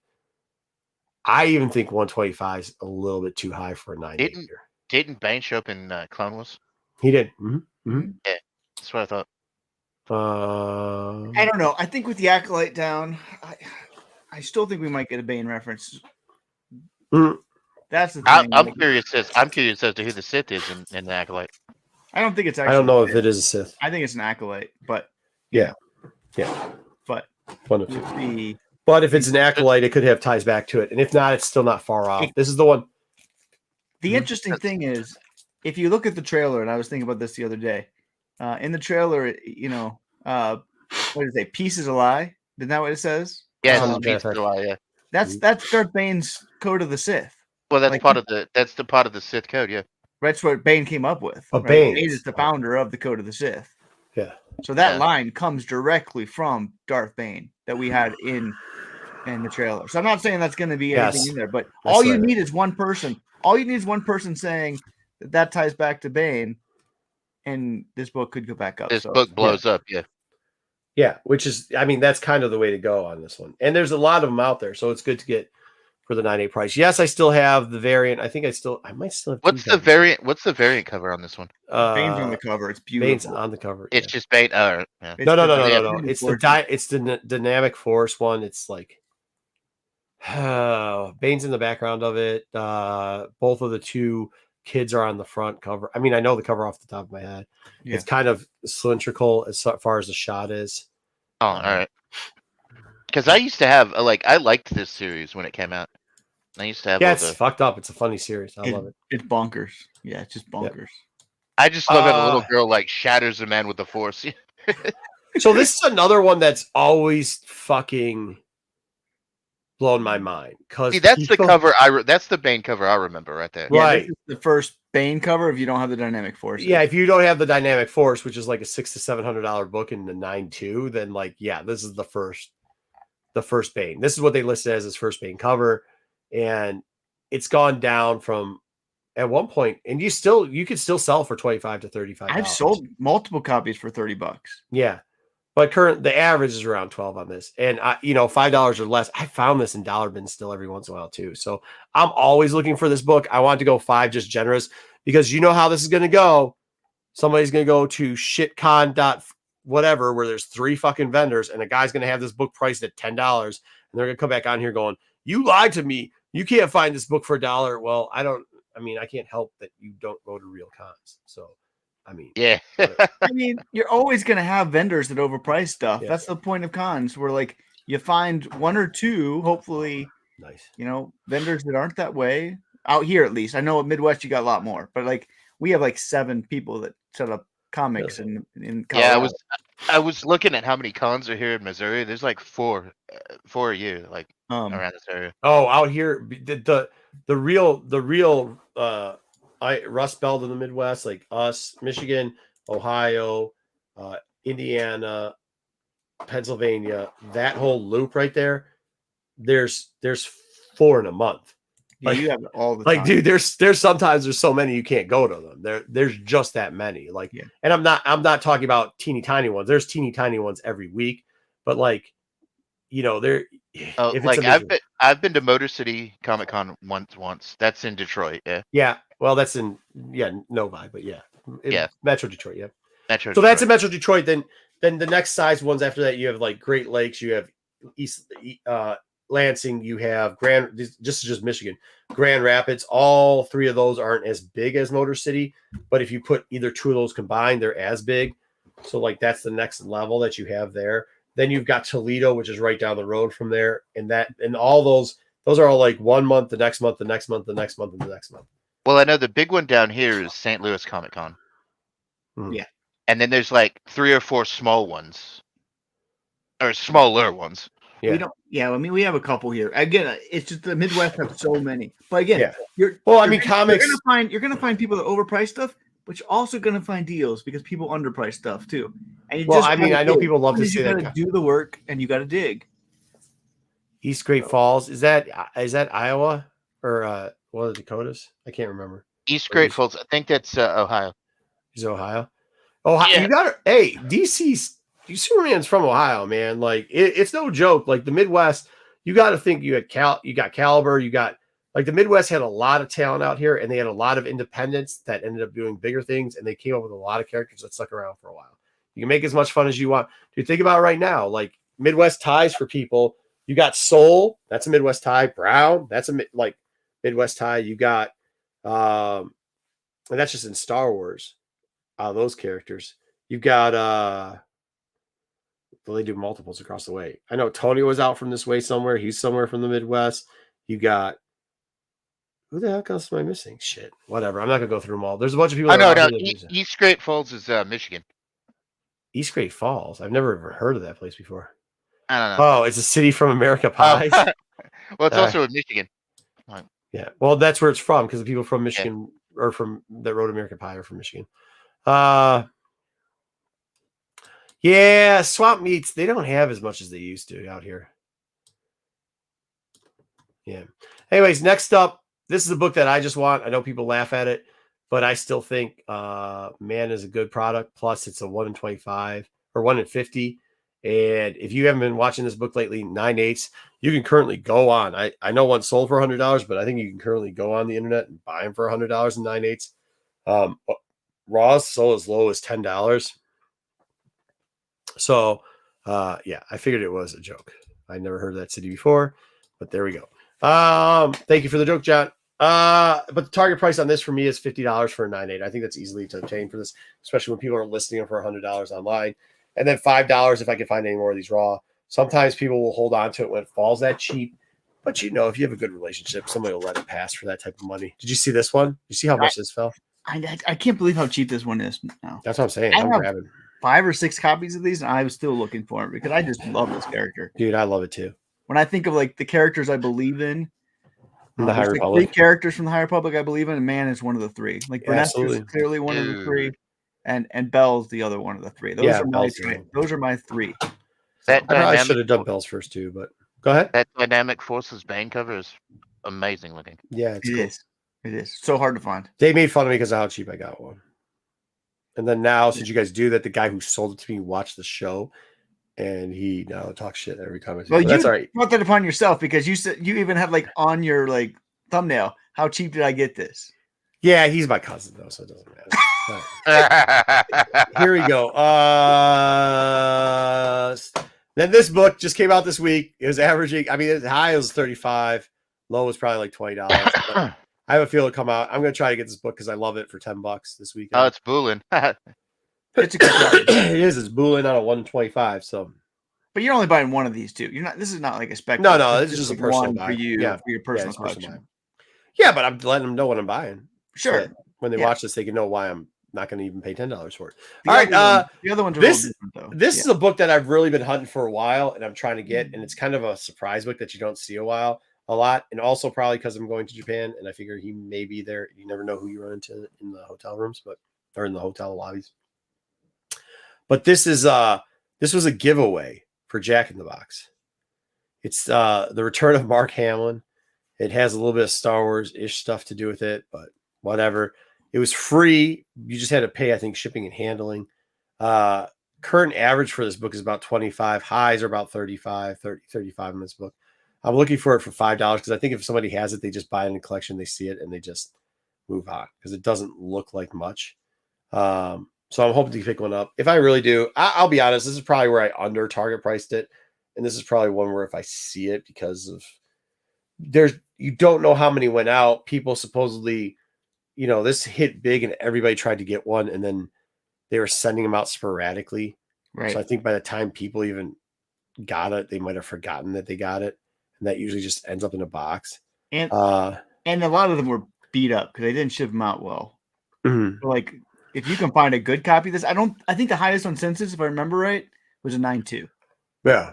And no, it's a 9.2. Yep. Mm-hmm. I think so you're like, right. Again, that's for a new book that just came out like a year ago. Yeah. 9.2, the highest on Census, just shows you that most of these copies were pretty beat up. So if you can find a good copy, I would say go above that target price. But this is also something that people send out for, and then they just throw in a box and they forget about it. And then when they're digging through, they're just like, yeah, all right, get rid of it. Yeah, it never got the hype. This is one of those unusual, like, conversation piece books, Yeah. Well, it's also one that, like, it's kind of interesting because it got they did arrive at it, yeah. But it got, like, pre-hype everywhere, right? Everybody was hyping the book up. Everybody went out to get it. But because it got sent so sporadically, like, people forgot about it. And since it wasn't like people were getting them and selling them, because the people who got them would list them, but the people who thought they were going to get them or who had heard that, like, don't worry, you're still going to get yours, then held off on buying it. And you know how people have an attention span of a fucking gnat. So people forgot about the book. So, like, I think, I'll be honest, even in any condition, I think if people actually remembered this would currently be like a $75 to $100 book raw. But since people fucking forgot about it completely, and now it's been a full year, now people are really forgetting about the book. So now it's kind of like a time for me to try to go out and grab one in good condition. In good condition, I'm saying, yeah, it took 6 months. That's what I'm saying. Yeah. Wow. In good condition, I'm saying it doesn't look like a dog shat on it. So. All right, here you go. Go ahead. So I wanted to point some trade paper books out to take a look for when you're out there hunting at cons or whatever. These are some that I'm always looking for, whether it's online or whether I'm in the shop or whether I'm at a con. This first one here is Tales of the Clone Wars. This was just a collection of comics that they released online, and then they put a bunch of these together. It's not the full ones that they put online into this pretty thick trade paperback. It sold for $25 originally. They also came with 2 posters for those that bought them, and the posters are really cool. So I put a target price on this thing at $75. This thing generally sells in the vicinity of $200 to $300, depending on if you have the posters. $200 is kind of like the spot where you want to try to sell it. If you don't have the posters, and closer to $300 is what you try to sell it for if you do have the poster. But always check when you're looking at this at the back to see if the posters are still there. And they're full size 2 posters, and they're both really cool. I've seen the posters themselves sell for $75 a piece too. So you can also just sell the posters alone. Hard to find for this one, but because it's so hard to find and because it's not something that most people know about or see a lot of, this thing also can sneak for cheap because people just don't know what it is. It's just Webcomic Collection Season 1. Somebody might pick this thing up, see a cover price for $25. You might even be able to get it for, $25 where they're just trying to unload it. And this one is one that I do recommend you always keeping an eye out on. And so that one is one that I have there. Marco can come back to this one. Oh, here's another one. So with the Acolyte out, one thing I've noticed for trades, and that's generally what I sell, is any trades, any of the big trades. I won't say any trades, but any of the big trades that deal with the Ancient Sith and the Ancient Jedi are really selling really well right now. Well, yeah, they people do. just want the stories. It's not like the comics are really selling well. The trades are really selling well. The runs are kind of selling well. People really want to get these stories in, and they really are fascinated Well, by I the used Ancient to Sith. I used to like that. Like that's what got me into reading Star Wars comics was the Tales of the Jedi, the stuff like Ulic Queldroma, Exar Kun, stuff like that. It's what got me into the comics. Yeah, and these ones, this is from the Epic Collection. I would say this is a thing I'd be looking to buy right now. I wouldn't say, if you're watching this 4 months from now and you're looking at these trades, I wouldn't say that, because the one thing about trades that you never know is things might get reprinted. And when things get reprinted, prices change dramatically. Oh yeah, So that's the other thing to look at. So for right now, though, this one has been selling, and it's been selling fast. I think this is what I'm always searching for. This thing has been selling. This is volume 1. It's crazy how fast this thing went up and started selling too, by the way. What? This is crazy how fast this went. And by the way, other places you should look. Like, always look for bookstores that are going out of business. When this happens too, you can look for like these trade paperbacks. If you go to like half price books or whatever, sometimes you find some good. Yeah. Sometimes you can find them there. So, I'm always looking at different places. But yeah, this one, if you put this thing up for $150 to $170 you'll probably sell it within 2 weeks. And that's a fast sell for something like that. So maybe even faster than that. So again, my price on this one is $70. If you can find this thing in that range, if you can find it for cheaper, great. But for the volume 1 of Tales of the Jedi, that's the one to buy. Volume 2 and volume 3, they're not worth basically anything. Volume 1 is the one that gets the heavy premium when you're out hunting. Yeah, they do. Reprints make a price drop. Absolutely. Oh yeah, obviously, yeah. This one right here is like the gold standard of the Epic collections. For whatever reason, I don't know why, this one has always fetched a high price. Clone Wars, this is volume 2 for the Epic collection. Volume 1, the other ones aren't nearly as pricey. They have never reprinted the Clone Wars Epic collections. One's still above retail, above market, I think. One's still above market. Yeah. One's above market. Yeah, it's like 70 or whatever. Yeah, somewhere around, But they've never reprinted the Clone Wars Epics, and they've never turned it into an omnibus. Like Tales of the Jedi is an omnibus. Yeah. You can buy the hardcover whole collection together. Clone Wars is 4 epics that came out in like 2016, so a long time ago. and they've never turned it into an omnibus. And people have been begging Marvel, when are we getting this omnibus? When are we getting this omnibus? When are we getting this omnibus? When are we going to reprint these? When are we going to reprint this? Because when this one came out, this one immediately went way over cover price for like double cover price, 80. Now there was a sale a week and a half ago, and it was an outlier sale, $350. Yeah, $350. Yep. So I mean, generally this thing is like in the $250, $260 range. That's generally where so I am personally always looking for this one at that $100 or below range, because I would never bank on that $350 sale, but like that $250 is but in lightly used condition, it still goes for a shit ton, dude. It's a great pickup if you're out there just hunting through somebody and somebody doesn't know, because the other ones aren't anywhere near that price and they just price it. This is one at cons specifically that I'm always trying to browse through whatever trade paperback bins they have. Another one, this is Old Republic. I believe this is volume 3. This one I will say is a little tricky because they just announced the reprinted Old Republic volume 1. So at some point, they're most likely going to reprint volume 2 and then volume 3. But volume 3 still is the one that goes for $200. And I don't think it's such a bad thing to get it still at this point, because when they read 1, and even when they start to reprint 2, you can be a little sketchy around 2, but like people are still going to want 3 because they don't want to leave it off. So you're probably still a year away from it being printed. I think a little bit over that, but yeah.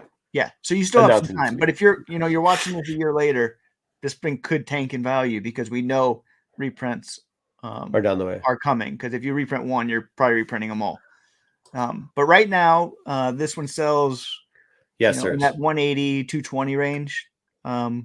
And so my target price on this one is 75. So yeah.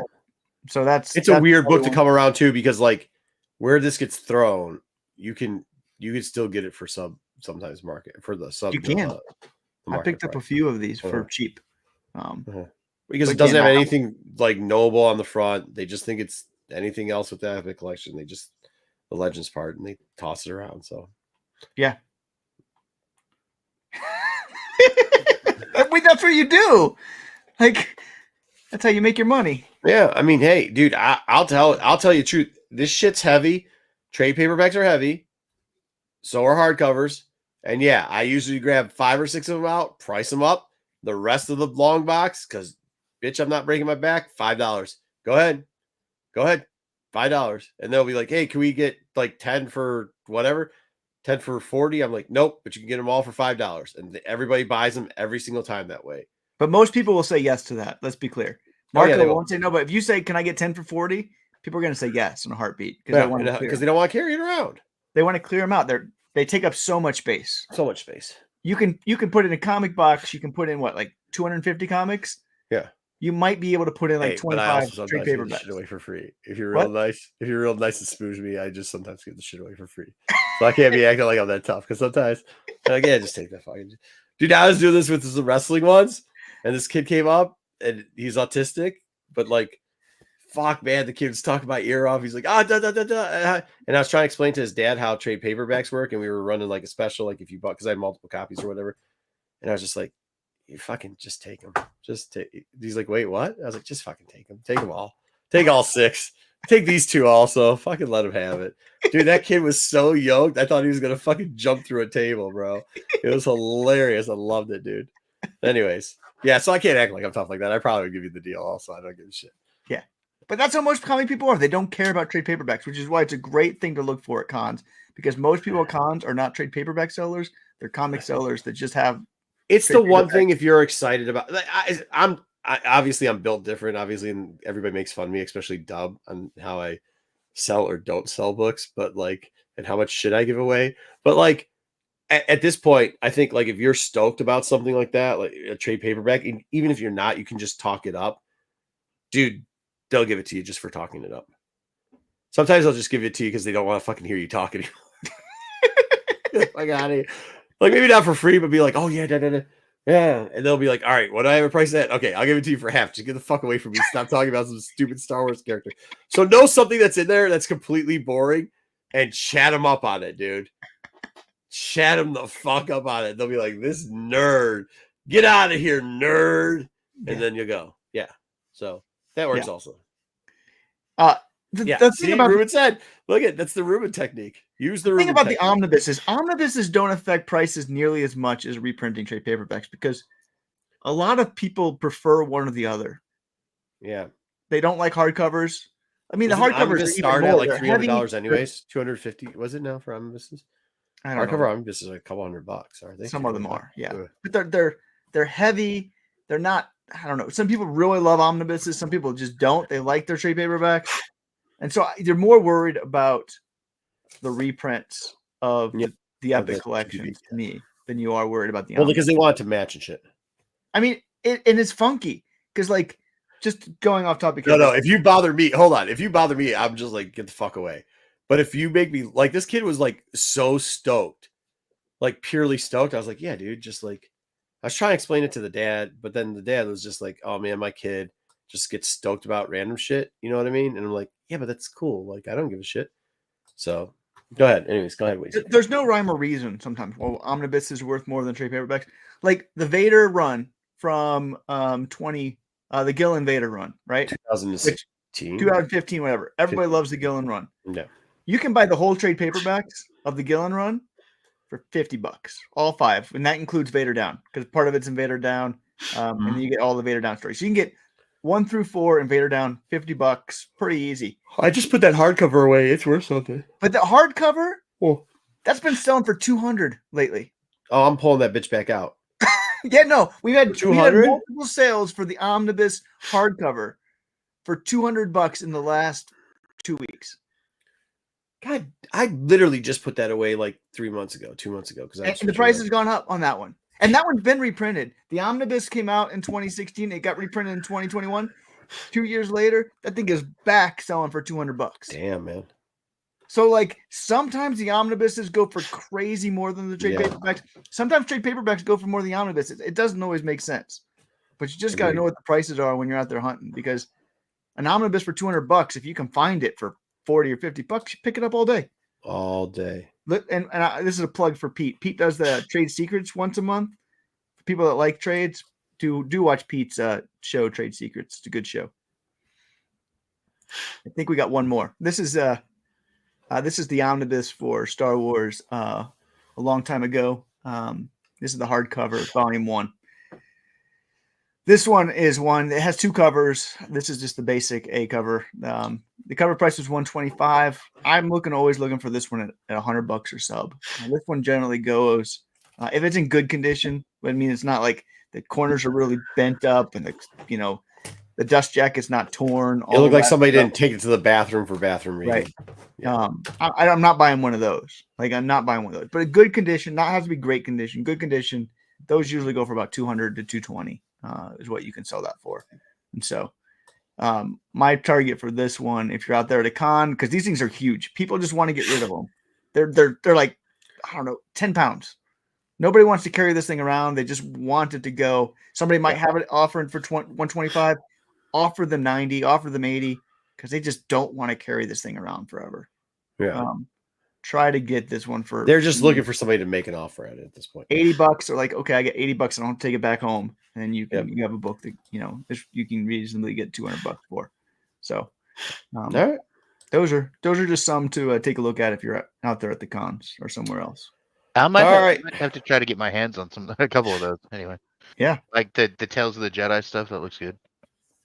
Yeah. I mean, it definitely haggle on that stuff too, especially the TVBs and the hardcovers. Like that, people. Well, see, trade paperbacks are kind of my jam, unless I'm like going for like key issues or whatever. Because I, like get my hands on the trade paperbacks, but I don't know. It's different. I think Star Wars fans really prefer the trade paperbacks, maybe more than others, because Star Wars fans just want to read the stories, and it's such an easier way to read the stories than comics. We're like buying a run of 25 comics. Oh shit! It's kind of a pain if you're reading them. Oh, well, it's gotten to where Dark Horse bullshit too. You know what I mean? It's gotten to where it's easier. Like it's cheaper actually to buy a trade paperback than single issue. No, it's cheaper by runs generally anymore for lots of those stuff. The price might be too high, but I got a pack. I got one pack to open, John. I mean, the runs have come down and prices on lots of. I mean, unless you're buying like KOTOR 1 through 50, but like you're still buying KOTOR 1 through 50 is 9 trade paperbacks. Well, no, I'm talking about like more like with new stuff. Like, you might Well, they $5-6 also up a book. they also up the price of the trade paperbacks, and the amount it's 8 now instead of 10, and then before that it was like 15. It was for $20. No, it used to be, if you got 10, it was $12.99, and then they started upping that to fit, and then they like now I think it's only 8 books in a trade, which is like ridiculous, and it's $20 or more than that. So now the pricing shit out, too expensive. Yep. All right, do you want to? We're gonna get into some of the Star Wars Unlimited market for you Star Wars Unlimited fans. There's also a bunch of new cards that came out. We will go through that also. But first, I've got one.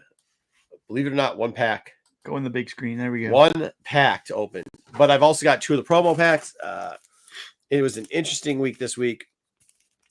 I literally told somebody, "Oh, yeah, how many Lukes did you buy?" And he goes, 3. And I said, "Yeah, that's because you couldn't beat me without him." He said, "Yep, 100%." So that's what this game has gotten to at this point. It has got to, if you spend to win is what this game has become, unfortunately. Well, Hopefully, isn't that the same with most of those COD games anyway? no, because I Spend to think win. at one point, like, Because I used to play Magic the Gathering a lot, and that was, you had to build like meta COD decks to win in these tournaments, and I used to play the tournaments all the time. The problem is it's so short, like it's so short on product that like the economy friendly decks are even harder, because like you have to be like an economy deck now, which 2 months ago was $80. The economy deck is now $220. Yeah. So, all right, I'm gonna open up the boosters first. Let's see what you got. We're looking for any of the old shiny. Marshall, you made a 12-year-old spend all of their birthday money. Why? Oh, Oh, what is that? Got a shiny one there. Buy the Lukes. What is It that? wasn't 12, dude. I'm just saying, you're playing a 12-year-old, and they had to buy 3 Lukes to beat you. That's what John was saying in chat right here. Oh, no. Actually, it's a cool guy. I like him. I was just joking with him. That's cool. All right. General Dandada. Dandada. That's all right. No, I mean, it was fun. We had a really fun game. I lost to that. A bunch of crap talking, maybe a lot of drinking going on. It was a good time. We haven't had the showdown yet. We're going to have the showdown. Here it is. Oh, I like that one. No? It's good art. Yeah, it's good art, but it's not shiny. I should never trade away. I traded away the shiny one time. It was a good trade now, but I shouldn't have traded it away. All right, here goes the big one. Oh, let's hope for a showcase. I'm not even going to show myself what I got. It is not a showcase. That is not a showcase. Just a basic old gen. But there's so many cards now. And that's just the 30. For the people who haven't opened one of these packs, it's all right. That's a decent card that goes to one of my things. I don't usually use this guy much. Yay. First time ever opening a pack of cards, buddy. Okay. It's been a while. It's probably been a while. Huh. Yeah, I use those in the overwhelm. Dude, we don't even get, nobody's even doing break packs anymore. No, can't find them. I like this card, underrated. What is that? Nope. That's a good card for the Luke deck. Hey, all right. Hit a Bosk. Your favorite character. Yep, it's good news. Traders. People like the Saboteurs. Yeah. Well, I just threw it away. That was the last card anyways. There you go. Too bad I threw that. I just flicked that card. Was that the last card? That was the last card, right? Yeah. I think it was, yeah. 16 cards. Well, two decent cards in there. You did. You got 2 decent cards. I got 2 decent cards. Good pack. That was a decent pack. So I can live with that. Let's get through some of the new ones. Speaking of a character that I love, we're going to see him. We're going to look first at the promo cards. We haven't played Showdown yet. They actually had moved Showdown for us because it was actually going to be today. And it got moved. Good for them. Not on Mother's Day. Mother's Day is a bad day to have a tournament. They then moved it to next weekend, which is Motor City Comic Con, and I instantly hit the owner up and went, bruh. And he goes, yeah, man, sorry. So it's going to be June 2nd. This is the weird thing I found about Showdowns. How do you find them? stores are not listing them on because that site, the OnBase site or whatever, the store locator site has been so poorly worked. You can't even find those events up anymore. So I don't know. I mean, the Discord is where everything. That's what it is. It's the Discord. Everybody goes to the Discord. Yeah. So hey, let's go through some of the cards that were there before. A lot of these have been played over the last week now. So this card was the champion card. I did the pricing out on it. Oops, hold on. So it started roughly around 380 mark and moved up to the 390-ish mark. That's damn expensive for this. It's kind of still sitting around there, 390, 360. It's tough. The top 4 card was $60.27. This one has dropped down a lot. You guys were right on this. It's gone down to about $25. It'll keep going down. Yeah, it's gonna keep. That one will keep going down. Everybody's because the finalists. Yeah, yep. Speaking of ones that gone down, the top 8, starting at $103 early on, $70 that first week, and that's getting down to $23 now too. Probably going to fall even further than that. Oh, sorry, there it is. It has fallen further than that. It's fallen down to $16 pretty much. So good luck with that. I couldn't find the judge card anymore, but I just got the participation card, which I was actually surprised about this participation card. Although it was at $45 and $40 at one point, it's down to $9. It's like averaging about $10 now, which is still going because this is a very functioning card. Mm-hmm. So I wonder if people are just trying to get 3 of these to put in their deck. And then by the time they get that, it probably will fall out the rest of the way. So people go to 3 showdowns if they can, and that's how they'll do it. But even $4 for a participation card is not bad. Not bad at all. So let's talk about the new cards that dropped for the next series. Actually, the series, it's going to be a little bit more complicated. It kind of sucks because I wish we could play through some of the language of this original series for somebody who's new. But some of the next cards that are coming out are really effing cool. And it's too bad that Dom won't spend as much time trying to figure out how to play cards as he on crazy sites. Because if he did, I think he'd really enjoy it. They're giving you Fat Boba Fett, which isn't great, but that's going to be one of the leaders. And so we're going to get Boba Fett then. Yeah. Yes, yeah. Boba Fett. Boba Fett. And it's the say it. What? Daimyo. You know, the leader of the fucking, you know, like the Daimyo. Daimyo. Thank you. Daimyo. Say it again. Daimyo. Thank you. And he's Underworld too. So when you play the unit, the keywords thing's gonna throw me off. This one is a draft. This one will be fine in draft. Okay. I think because it's one of those where you don't have to pay anything to get a benefit. Mm-hmm. But it's not like Krennic good because Krennic affects everybody. This one only affects one, and it has to have a keyword. Mm-hmm. I don't know. I think you'll see this one in draft. It's a common. It's not anything special. Yeah, it's gonna be the new Leia. Is that what it's gonna be? Not even that good. Not even that good. All right, but here we go. We're getting a Bosk leader. He's also an Underworld hunting his prey. I don't even know why they gave him that special name, but whatever. So he's still under the hunt. He's under both the Underworld and Bounty. I'm saying this for those people that are new out there because I didn't realize this, but a lot of cards play off what those words are. So if he says, I get that there's a red thing and a black thing, that's cool.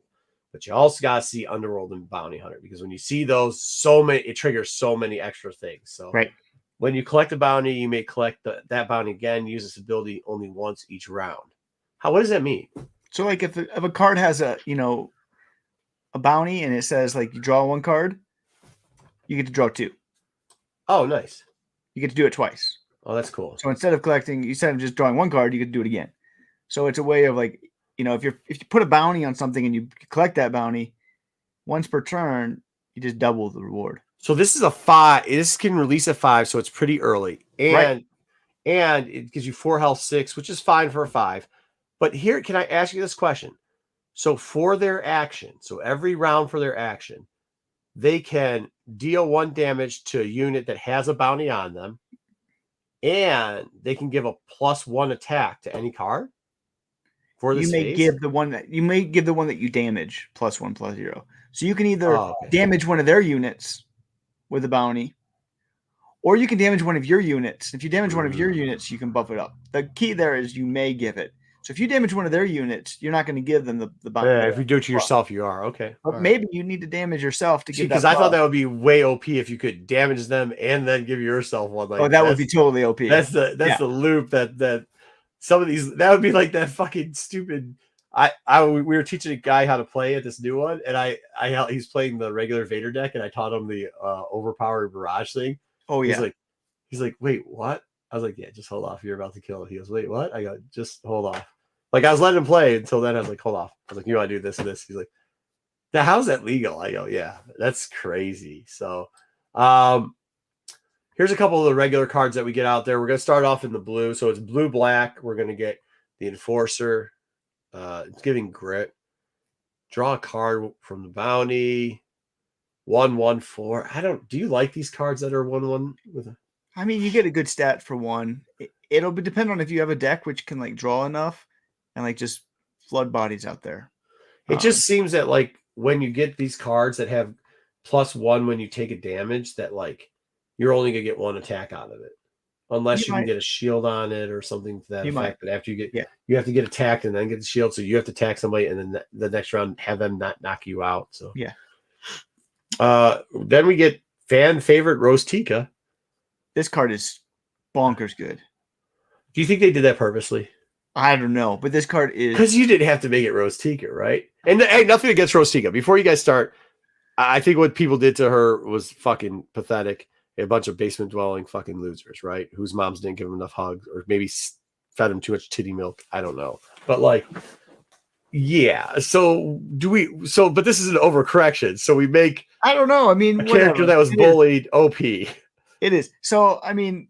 No, I don't think Hondo will be in the series. I don't know. Yeah, it might with Rose Tika. You just wait till you see some of these cards. Some of these cards, you're like, what the why? But yeah, okay.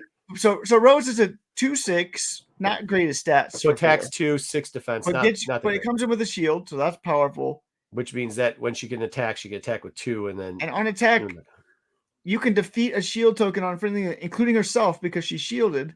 And if you do that, she becomes a 4/8. Yeah, which is tough. Now that's getting tough. And if you're playing this with Luke, and Luke's just throwing shields around everywhere, you can just buff up anybody. This is a great card if you play Luke. For those people that remember the Han Solo story, they were just the people that were guarding the what's it called? Whatever the energy thing was called. Yeah.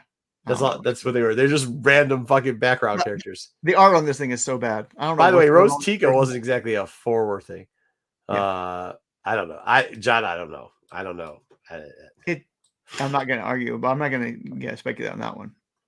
But yeah, I mean that's it. They OP'd her. Like she is an OP. Totally. Product. Like now here's deck wants 3 of these cards. Yeah, but so then you gotta go with a blue base, right? I mean, you're playing Luke, so you have the blue. Oh, Luke's blue. Yeah. Luke's already kind of OP. I know Luke's really good. They're really buffing Luke up with that one. Yeah. All right, top target. Says, bounty, 4 damage from a unit or a base. If this unit is unique, it heals 6 damage instead. So it's just a way of taking damage off your base for 1. Doesn't really give your buff. For a control deck that just wants to heal, I mean, 6 damage healing is pretty powerful. And blue, by the way, blue has a lot of shields and healing already. And then they did. Why the fuck we have Moisture Farm? Once again, what the fuck? You could have called that anything. Why is it Moisture Farm? Like, what are we doing? Gronk droid in the background. Like, but it gives you score 2 when this unit attacks, heals 2 damage from your base, which means, and it has 0 attack. So like, it pretty much is just. It's just there to extend the game for you. Yeah. Like if you don't deal with this thing, I'm healing 2 damage every turn. Is that Uncle Owen or Aunt Beru? I don't know. I don't think that one will play because it has 0 attack. It's really hard to play cards with 0 attack. Yeah, it is. It is, except for if Grogu. Because a lot of blue figures, if you play that target deck with a lot of blue figures, they start stacking experiences on it. So this could turn this into a 2/6 real quick. And then all of a sudden you're at a 4/8 that costs you 1. You're at a 4/8 with something that costs you 1, and you're getting restored to every time you're attacking. That's a lot, my friend. It'll be I'm interesting. learning to how see. to play this game. Yes, sir. Starting to figure it out. Maybe you could build a deck. All right. Holy shit. You Speaking got a about cards, Mandalorian Peacekeeper here. cards that, like, why the fuck are we getting these? But Mandalorian Peacekeeper, okay. This one is a 1/5 for 3s, but it also gives you raid 2. So that means basically it's a 3/5 when it's attacking, and it also restores 2. So it's a basic stats. It's like normal because you add it up and it doubles the cost. So that's what your basic stats are when you add up your attack and your defense together. But you also get 2 benefits from it. And for like Mandalorian decks, like, this one will probably see some play. This is going to be an expensive card. It's a unique, so it's not going to be easy to grab. And I have a feeling people are going to want it because it does so much stuff. And it's green tan, so it can play with so many already established decks and at a cheaper cost because 3 can keep you going fast. And you don't need anything special for it. Like, it doesn't, the benefits of being, so for those people that are new to the game, it says 1 attack, but really that's only 1 attack in defense mode. It's always attacking with a 3. So you're getting a 3/5, and every time it attacks, it's restoring 2 to your base, which is bonkers. That's a bonkers card, and also a character that nobody gives a shit about, but for some reason is going to be a good card. So, but it's a unique, so it's going to be harder to get. People we'll see what happens with it. People like the Peacekeeper more than they like the next one. The next one, we made fun of this. If this was going to be a character on a card, sure as shit, it's a character on a card. The Mod Squad, for those people that watched the Book of Boba Fett. Yeah, that group of speeder bike idiots that nobody liked. Well, they put him on a card, made him cost 4, attack 2, defend 4, but they get a raid 2, so they technically attack with 4, so they're a 4/4/4. They're an even cost card. It has ambush. It's a type of removal. I don't think this one will see play outside of draft. In draft, it's fine because it does remove something when it comes in there, and then maybe survives. But I don't know. I don't think this. I think people are going to hate this card because of who's on it too. It's such a dumb. You got to be an embarrassment to play this. JJ card. is so mad that they included this character. He is, yeah, for sure. For sure. So mad. That's all he said. That's why he's not on the show right now. So mad. All right. Look, speaking of characters out of the Book of Boba Fett, they give us the worst drawn ever Black K. Oh, speaking of the devil. JJ, perfect timing. Hey, JJ. Oh. JJ, so what do you think about this modded co-art? It's a great card, huh? Garbage. Wayseeker disappeared when you came out to talk about it. All right. Yeah. It's also Callus, only now it's stuck just to heroism. It's like the same thing as Callus. Well, I guess Callus didn't have raid 2, but Callus is he didn't have raid 2. Yeah. It's all right. Yeah, really, but no Hondo, right? I hope you. Yeah. Dude, I'll tell you this. They haven't released all the cards yet. I think there's 68 through, and I think there's supposed to be 292. So we'll see. Yeah, there's a lot to go. JJ was criticizing the art last week, and we said it wasn't that bad. This week, he may be correct when he criticizes it, because look at Black K. I don't know what the fuck that is. But it costs 5. Yeah, only attack for 3. It does have large defense, so it's similar to Chewie, but it's not a Sentinel. You may ready this unit if there's a bounty out there, and then on attack, choose a ground unit. You may deal 1 damage to it for each damage on this unit, which is a tricky thing because you have 7, but then you're technically could be doing like almost a 4 damage, or you could be spreading your damage out, damaging somebody with 1, and then attacking somebody else with 3. So, I mean, it's not a bad play because there's some bounty cards that have 0 cost. Yeah. So you can play the bounty card and then bring him out, all the way ready, which is on, a turn 4 or something. It's not bad. Turn 5. Well, it depends. Oh yeah, turn 4. I get what you're saying. Yeah. I mean, Andy's a bunch of different specialties. He's Underworld, Wookiee, and a bounty hunter. Plays red black. I don't know, man. The next one, Dengar, is Underworld and bounty hunter. When played and upgraded on a unit, you may deal 1 damage to that unit. What does that mean, JJ? Oh, but this is 1/2/2 anyway, so he's already at a good cost. So he is. There's a card out that's kind of already like him. I can't remember which one it is now. But yeah, basically, when he's on the deck, any upgrade you put on a unit is going to be damaged, but specifically to that unit. Huh. So, like, it can be helpful in a couple ways. like if you play entrenched or something on somebody else's card, prevent them taking a base, you could damage it at the same time. Something that builds raid or grit, it would be a good play because you can play like a 2/2 upgrade onto a card that gets trying to think of one that gets grit, like a scout bike trooper or something like that. So I mean, any bounties, right? That's what this thing is doing. You play a bounty, that bounty's an upgrade. yeah, bounty too. Like you put a bounty on something, and then maybe you can kill it right away and collect that bounty just by using that, ability. So this just loves bounties. So more bounty hunters. We got IG-11. This unit would be it's 5. It's 5, but gives you 5. Is that 5/6/5? Yep. So it attacks pretty heavy right off the bat. If this unit would be captured, defeat him and deal 3 damage to each. This is like a lot like K2 SO, right? Or yeah, right. Yep. And ground you instead, except for instead of dealing damage to base, it does it to a unit. You may deal 3 damage to a damaged ground unit. You deal 3 damage on top of the 6. Yeah, or you can just deal 6 to base and 3 to a unit. But it's got to be a damaged unit. Yeah. Yeah, that's still pretty hefty. Is this a? Oh, it's a unique. Yeah, that's gonna be. I mean, it's IG-11. It needs to be unique, but still, it is pretty hefty. Gets a good attack and a decent ability. So this one will see play somewhere. Bounty. I'm sorry. Guild tactic. Attached units gain bounty. Deal 2 damage to the base. Wow. If this unit is unique, deal 3 damage instead. See, this is where it gets too tricky for people like me because it costs 0/0, but I'm like, wait, what the fuck is all this now? So it's putting it on. You put it on. You put on an opponent's unit, so it doesn't buff them at all. And then if you kill them, then it attacks. Yeah. So you kill that unit, you do damage to the base as well. I think their eventual goal with this set appears to have, I don't know, Wayseeker may have a different opinion of it, but it looks like they're trying to do a bounty card for every color. Yeah. Yeah, at least Which one, would make probably sense. more. Yeah. Yeah.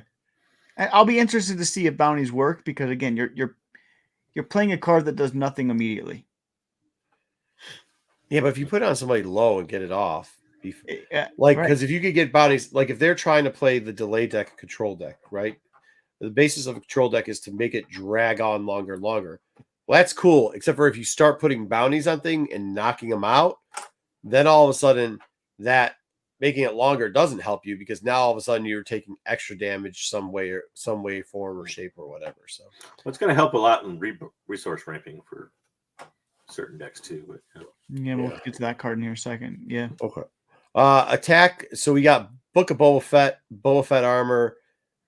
It's an item. It costs 2, and it pretty much gives you experience token +2/+2. You can attach it to a non-vehicle item. If attached to Boba Fett, that's all we need. Stronger Boba Fett, huh? Yeah. Damage be deleted. They are pumping Boba Fett hard in this set. Dude, holy shit! That card's still $900. It mitigates 2 damage every time he gets damaged. Like it makes it so impossible. Somebody is kill Boba without Boba Fett. Somebody is the Dom of this design team. Dom, I think, works for the design team of this game. Yeah, no. Like, Boba Fett already is hard to kill. You put this on him, you buff him up, and this is a really powerful. You know what's really going to suck, too, though, is like you're going to have to wait till, if it's true that till the holidays to get more Boba. The price of Boba Fett's just going to fucking skyrocket. Well, there's going to be a whole new one in this. Yeah, there is a whole new one. You can still play Boba Fett leader, the common leader, and put this on it. Yeah, but if you have the other Boba, you know what I'm saying? Yeah. Yeah, no, you're gonna want both. But this is still playable in any Boba Fett leader deck. Yeah. Mm-hmm. Yeah, that's what I'm saying. The leader from the old deck or the leader and the card from. I mean, it's just. But you can buy the leader for 4 cents. I think the trick of this is going to be. I'm disappointed there's no like Cobb Vanth card that I can attach this to. Like elite, just wander around in Boba Fett's armor. Yeah, that'd be kind of funny. All right, then we get Fennec Shan. Do we already have this? I don't know. Whatever, I put it in there anyways. Ambush, she's a set. What the fuck? That's expensive as shit. 746, yeah. I don't think this card. This is a really tricky card. That's not a playable card. I don't know. So here's what it would in a certain deck maybe. So basically, this is a 4/6, but on attack, it deals 1 damage for every different cost among the cards in your different card pile. So you have a 1-cost card in your discard pile, a 2-cost card, 3, 4, 5. It deals 5 more damage. So that's a lot to keep track of. Yeah. Mm-hmm. It's a lot. It's kind of like the last hope thing. Like you're like, holy shit, Well, I've almost got them. It's either I throw it in, throw this card down, and I wish it was a win play, not an on attack, because the problem is going to be like Wasted said, you're going to have to keep track of it the entire time that card's on the deck too. Yep. And you're also going to have to be careful of what you eliminate. Oh. Because see, I think it's only a one-time use though. Like if you're, I think it's on like attack. It's every. I understand that. I understand that, but like think about what part of the game it's in already. You're already. You got to have 7 down to put it in. You got to be pretty close because if you play this and you play all those cards, I just it seems like a desperation play, right? Yeah, I mean it's type of removal and it sticks around. Maybe I don't know. Mhm. It'll see play in draft. That's probably about it. Okay. It's kind of like a high cost boss. Only boss doesn't have that different ability of when playing events. So I just pulled a boss. Price on your head. More ramp, just what green needs, right? Yeah. It's all the green needs. So bounty that attached unit gains. Put the top card of your deck into play as a resource. So you put this on, opponent's character. When you kill it, you get an extra resource. Boba Green's gonna be unstoppable. So again. just another ramp. I don't know if this one actually will be as good as the other ones. The other ones I feel like are better. This one has you can't this find one it out also as well. costs 2, so Cost 2. but it's cheaper than resupply. It's cheaper than resupply. 3. Yep. So but it's resupply is immediate. Yeah. No, it isn't. It's next round. It comes in burned. Yeah, I mean you get it right away. Yeah. But you can put this on your own. Too. No, because your other person would get it. Your other person will collect the bounty if it's on Is your. it always your opponent that collects the bounty? Yeah. Okay. It's opponent collects. Yeah. All right. Last card. This was the Django. This card is so good. Like it's already overstated. 4 but thank God they didn't make it green. That's all I'm saying. 4 cost 3/6. Yeah. If it's attacking a card with a bounty, it's a 6/6. So it's automatically gonna kill any bounty card. It's gonna kill any bounty 6/6 card and attack your fucking for base. 4. And it has an awesome ability. When it attacks and defeats a unit, you also get to draw a card. So for those people that don't know, 4 is really cheap because you start off with 2 cards. So in 2 rounds, you can pull this card. Number 2, if the bounty costs nothing, you put a bounty on somebody. And overwhelms ability means whatever above and beyond you attack for their hit points attacks the base. So let's say that you're attacking something that only has 3 hit points because it has a bounty. You get to collect the bounty, kill the because on the other side, there's a lot of 3 or less health points. Yep. Because it's at 4. So you put a bounty on something that's got maybe, let's say it's even 1. You put it on for 1 or 2. You knock that person out. And then you attack the base for another 4.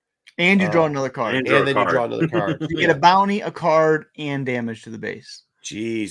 This is going to be an expensive fucking card. This is going to be the K2 of the rares, I think. Yeah. That we've seen so far.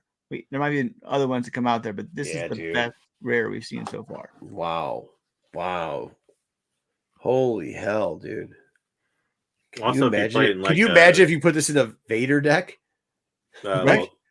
Like a Sabine Green deck or something where you can use it off ECL and ambush is going to. Yeah, holy shit, dude. This is going to be expensive ass card. But I'll tell you what, it's the biggest missed opportunity that I've seen. Well, one of the biggest missed opportunities that I've seen so far in this set. He should be a 3/5. You know why? Because Mace can't kill him. Yeah, Mace should just be able to come out and decapitate him right away. Mace yeah, fair enough. Big missed opportunity. It depends if they drop the ball with this. The thing with Loricana is like there's a ton of it's already because there's so much product and like stuff. I don't know how it's going by you guys. It's already starting to lean. But the problem Lorcana is driven a lot by well, I shouldn't say a lot, but Lorcana is also partially driven by collectors. There's a lot of Disney collectors that just collect that game. I don't think Star Wars is there as far as Unlimited is there nearly as far as the collectability goes that Lorcana has. Yeah. I'm surprised at how well this game is still holding up. Like I said, we moved our showdown, and I thought that because it's so late that we wouldn't sell it out. And it within 1 hour of moving it, we got 16 people to sign up. I think the 24 spots they had available. So there's still a lot of people out there trying to play the game. We just did last week. We just we did another round thing where like you had a pack, so that kind of drove people a little bit, but that was like how many people showed up? 2, 4, 6, 6, 8. The draft styles, when people are showing up for draft styles, they're literally capping it at 26 because they don't have enough cards. But when they didn't cap it, people were showing up to almost the effective 40. Some of it was for people to get the cards, but it seems like that was a month ago. They're still playing it now, which is semi-frustrating because for some of us who are now, I wouldn't say as newbies anymore, but like I'm not dropping $1,000 on a hand. And I just want to see how some of the other cards play. I think it's a little detrimental. But if this second set comes out and it's within reason, like, hey, I bought 4 boxes.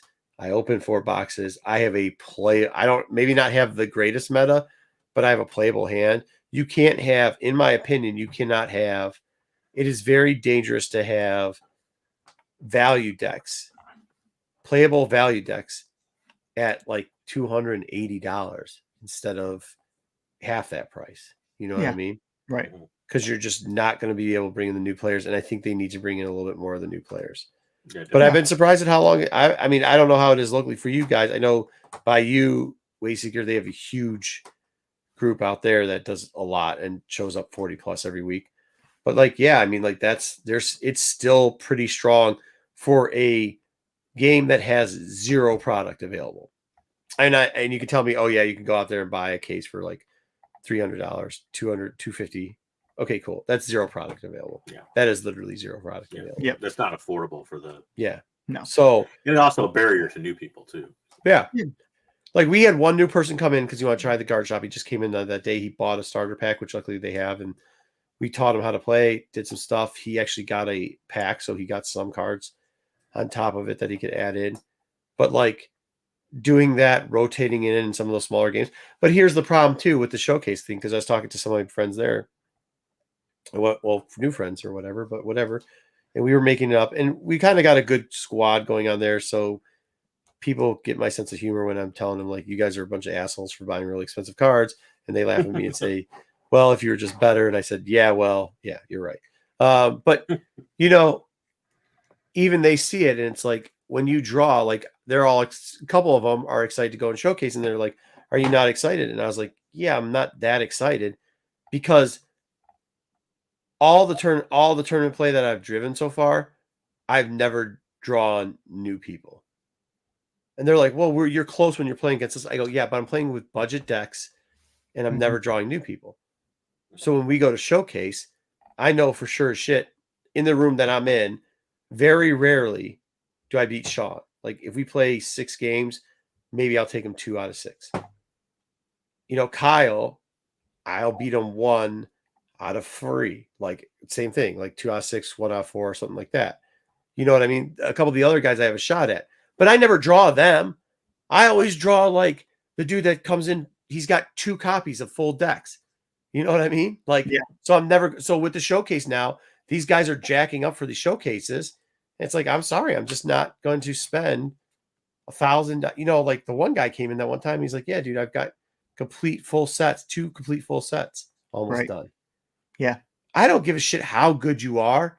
You're not beating that guy without the cards. No. You're just not beating him without the cards. Step 2 has to change that, and I hope they realize that. And I think if they up the print run to where they needed to, that dynamic will change. Yeah, I think that dynamic will change a little bit. You'll be able to play a lot more sealed. And sealed, you get 6 packs or instead of 3, which makes a huge difference on your collection. And they're just fun. They're just super fun ways of playing the game. The first couple times we played draft, it was fun too. But then when the product got short, people were we talked about this. People were traveling up to 2 Yeah. miles or 2 hours. 2 hours. miles.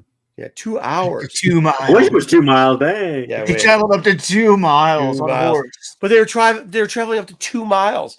The guy that's traveling 2 miles, like, no offense to that guy, because whatever, but you're ruining the experience. Yeah, that will change. Go ahead and be the top dog. Like, I get it, and I don't want to besmudge those people because this is the thing that they absolutely love. But you can't ruin the thing. You know, like comics during comic collecting, buying and selling, all of it got ruined during the pandemic. It really did. Like, and it wasn't just because people were coming in. It was because there's a lot of gatekeeping. There's people coming in making shit up. There was a whole bunch of things. And when you see these shortages, if you're driving 2 hours to do a draft, no offense, you're ruining it. Yeah, And by the way, you already have all the cards you need because you already bought 2 cases. So, like, you don't need any more cards. And the new people aren't getting cards into circulation, and they're hoping to get a buy, so that gives them 1 win and maybe a shot and a split. Mhm. But, like, my luck is so bad at drawing. Like, they make fun of me about how bad luck my draws. Because we'll sit there, like, even last week we played 4 games, 2 out. The 4 games, I had 4 games, and it was like a full Boba Fett deck. What's the one that's got Luke in it? Whatever deck that has all 3 Lukes in it, and he drew Luke on me. He drew Luke right off the, like, it was just murder's row, dude. Like, I screwed. I almost had him. I had him up to, he had 3 hit points left. He drew, what the hell's with, oh, he drew bright, what's the ship? The one that heals 8. Yeah. Is that Redemption or Bright? Yeah, whatever that. He drew that and Luke, and right? he laid them both down in one hand, and then by 3 I was done. You know, and then I was like, dude, what the fuck, man? I used to be able to beat you. He goes, yeah. Then I just bought better cards. Like, when that's a possibility, just buying better cards, like, that's not. Yeah, it's kind of like a paywall in video games in a way. Yeah, that's exactly what it is. Yeah, it's a paywall in video games. Yeah, 100%. And you're always gonna have that some. Like, that's always gonna be the case. Some. And by the way, I'm not knocking him because I love it that he came and did that. Like, it's okay. I understand, and he wants to play for show, but like, and he has to do the same thing. He has to do that to start competing with these guys who are playing with 1,500. I mean, the decks are fucking ridiculous. I'm not talking about the showcase being $900. What? Yeah. Yeah, top 8-year-olds. Yeah. No, I'm not talking about the showcases. I'm talking like these guys, and they're rocking out, $400 showcases, but like 3 Vaders costing them 120 a piece. Yeah, 3 Vaders, 3 Bobas, and a Boba Green deck. Yeah, 3 Vaders. You're already up to almost $500 there. $500 right there. $900 total. 6 cards. Yeah. I mean, I think you're normally. So what are you going to do if you want to compete? Like, there's no way I'm making top 8. In a healthy game, your top end cards are like $50. Yeah. So you're still going to be running for that deck. It's still probably going to be like a $450 deck, but not a $900 deck. Yeah, like when I said, it's still going to be pay if you want that top deck. Right, which I don't have a problem with. If you can open up product to do it, or because it creates content for us also, or whatever, Sure. But it's kind of decent or whatever, I don't mind and buy 1 or 2 here. But like when I said, like, hey, Wayseeker, I could beat you. There's an easy way you could beat me. Just spend $1,000. Right. And you just have to spend more than me at this point. Yeah. Well, it does not matter your talent level. Because me and the guy are equally talented. We really are. The guy that had the 3 Lukes. We are equally talented at the game, I'd say. Because before that, we had played a bunch of different times. We were probably pretty even. Did he get maybe the best out of me? Sometimes, probably. Did I get the best out of him every once in a while? Sometimes, probably. I think we were probably going into this one 2-2, somewhere in that, right? We were pretty even up. Actually, I think one time I told you guys, I was like, hey, dude, I beat my first dude. It was so great. Like, whatever. Like, I was really excited about beating him. If you watch the show, of course I bragged about beating you, but it's all right. So he's still probably a little better than me, but like, I have a shot. Like, that's what I want when I go into one of these tournaments. Even with 16 people, I just want to have a shot that, like, yeah, you might take me out of 5 games. You might take me 3 out of 5, but I got you 2 times. But now with the deck he has, it's maybe 1 out of 10. Because if he somehow has the bad luck that he doesn't pull one of those Lukes, I got him. But if he pulls a Luke at any point before the 6th round, I'm fucking done, dude. There's nothing I can do. There's no deck I have that I can. dude, I was playing.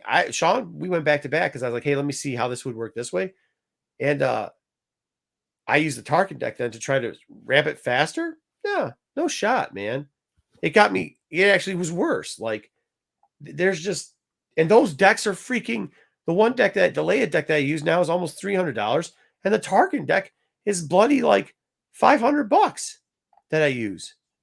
It wasn't. That's not. I mean, I got most of it, and I whatever, and I either traded out or whatever. But like $500 should be able to get you a shot, a 50-50 shot if you are just basically competent at the game to actually maybe not beat the meta, but like beat the, have a 50-50 shot about it at an average to above average deck. That's not where this game is anymore. It just isn't. So like, I don't know how much longer they're going to hold on. July can't get here fast enough, and they better have tons of product come in July. Yeah. That will be the key question. I mean, Yeah. people are going to hold on to through July. I'm not worried about that. But when July comes, if they don't have the product, that's. I think you're already starting to see it very slowly dropping off. You're saying you are seeing a little bit of lean. Yeah. And it's natural when that's the case, is when there's this kind of shortage, and some people will come back to it and some people won't. But the danger becomes, like I said, that second set, if you follow the same path or even a similar path and still have these same kind of shortages, the danger becomes as you approach that third set, those people aren't coming back at that. They're not coming back. Here's the other one that I think might kill this game before it even gets to 3, if it's true. We know for a fact now that no matter what they say, certain stores are getting a lot more product than other stores. The vendors, the distributors coming in and telling stores, no, it's across the board. You're only getting X amount of boxes. We know that's not true. Here's what they're also telling them. There's going to be a limit at how much pre-order you can do. Some of the stores right now have been trying to get off the ground with product, and they don't have any. And when you've already shorted them on product, and you keep shorting them on product, and you don't give an opportunity to at least get pre-order stuff, then I mean, like, hey, because some of these stores are using codes. They're using people's player IDs that aren't playing. I mean, flat out, they're doing a lot of. So like but why do you have a rep then? Why do you have a rep if you can't verify any of this stuff? And they can't. So then why are you making it that the pre-orders are done? Because, like, no offense, but if you're a store that you need these stores that have to build your base, right? The 40-person tournament is a great place. But you know what also is a great place? The store that's got 12 people there. Yeah. Because those 12 people aren't good. They're trying to learn the game. And if you let them learn the game and play the game, and right now it's a pay for game, right? So you got to pay. But if they're sticking there, if you're getting your dozen people, if they want to fix this problem, have in-store events that gives you bonus cases, have them sign up with the thing. And maybe it's only 20. Maybe you get 2 full cases if you get 20 signed in, right? Oh, look at that. Yeah. Hey, Dom, what are you doing? What's going on, man? Nothing. You good?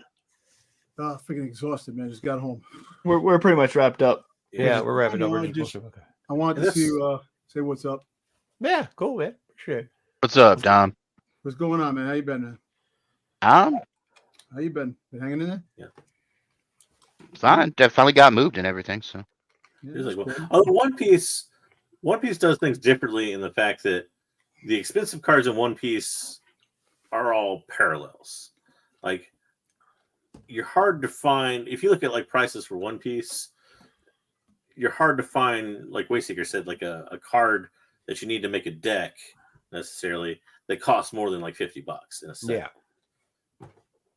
The cards that are expensive are like alt art cards, things like that. Those get up to like hundreds of dollars, which makes sense. They're like the showcases of One Piece, but they've been able to keep their average card price in singles lower. Dom, look at these cards while JJ's talking. Look at these cards. Look what they just rolled out. Go ahead. That's cool. Yeah, I'm gonna love this set. Or this if you can finish, yeah, that's nice. Oh, damn. I like that Boba Fett. And the other, and that's part of what Marco was talking about. That's kind of the unintentional side effect of allocation in general. Stanton. I like the way that looks. You like Black K? Oh Well, gosh, yeah, you that's can't what see it his face. I know, It's it looks like like- deformed him. I know it's like the eyes. I know it's just the way the style is pretty cool. The dangle looks pretty cool. Look, they put in a mod biker for you, bro. Well, that's cool. The mod fucking. That's all right, man. Hey, you got the freaking Toro. Friggin', Yep. Yeah. A DJ that's not DJ. That's not DJ. Oh, you got And the, then they got a boss Boss- leader. the boss which is is pretty good. Get Yeah. Boston too good. They got And get your Boba Boba. Fett. With my boba. Yep. That means there's gonna be Fat, another epic card, another $400, $500 card. Yeah, there'll be another one. Yep. Yeah. Jesus Christ. Just for you, Dom. Would you- You gotta pick them up. What'd you guys think of this one with just like the most generic ability ever? Like, oh, keywords. It's just not. That's what I was saying. Like the keyword thing is weird. Yeah. But that's once again one of the downsides that I was talking about earlier. Like to try to get used to playing this style of card game too. Like Mhm. you don't what are you doing? Don't troll him. I'm not trolling him. I'm gonna say Yeah, we're you showed covering him this the next option. week, Dom. I don't know if you Dom, saw this. yeah. You see this? Yeah. That's cool. Yeah. I know he's Jeremy Bullock, he has a museum, I guess. They had his state museum. So they're auctioning over 150 items, Of stolen From that- items. Star Wars items from the estate museum. I like that. I know he had a We'll lot go- of stuff. We're gonna go over some of the items in the museum next week. I didn't want to pull them up because They call it a museum, but we're not quite sure how they Yeah. procured these items. No, I'm not So, trolling Dom. I just want if Dom hasn't seen this one yet, he needs to go look at what's Yeah. for I sale. thought they already had a big estate auction for David Pros. Yeah, you missed the news. We actually want to have a documentary. Dom, you should do this to make you famous. We need a documentary on how all these people across the pond all of a sudden keep showing up with all these props, right? Like, seems like some of these hands were getting. Well, you know what's funny? Just recently, someone just came up with a new prototype, Boba Fett prototype, that was stored in their thing. It's like, how many are these? Because they used to be like a very low amount. One. All of a sudden, people are. It's never as Come low on. as you think. No.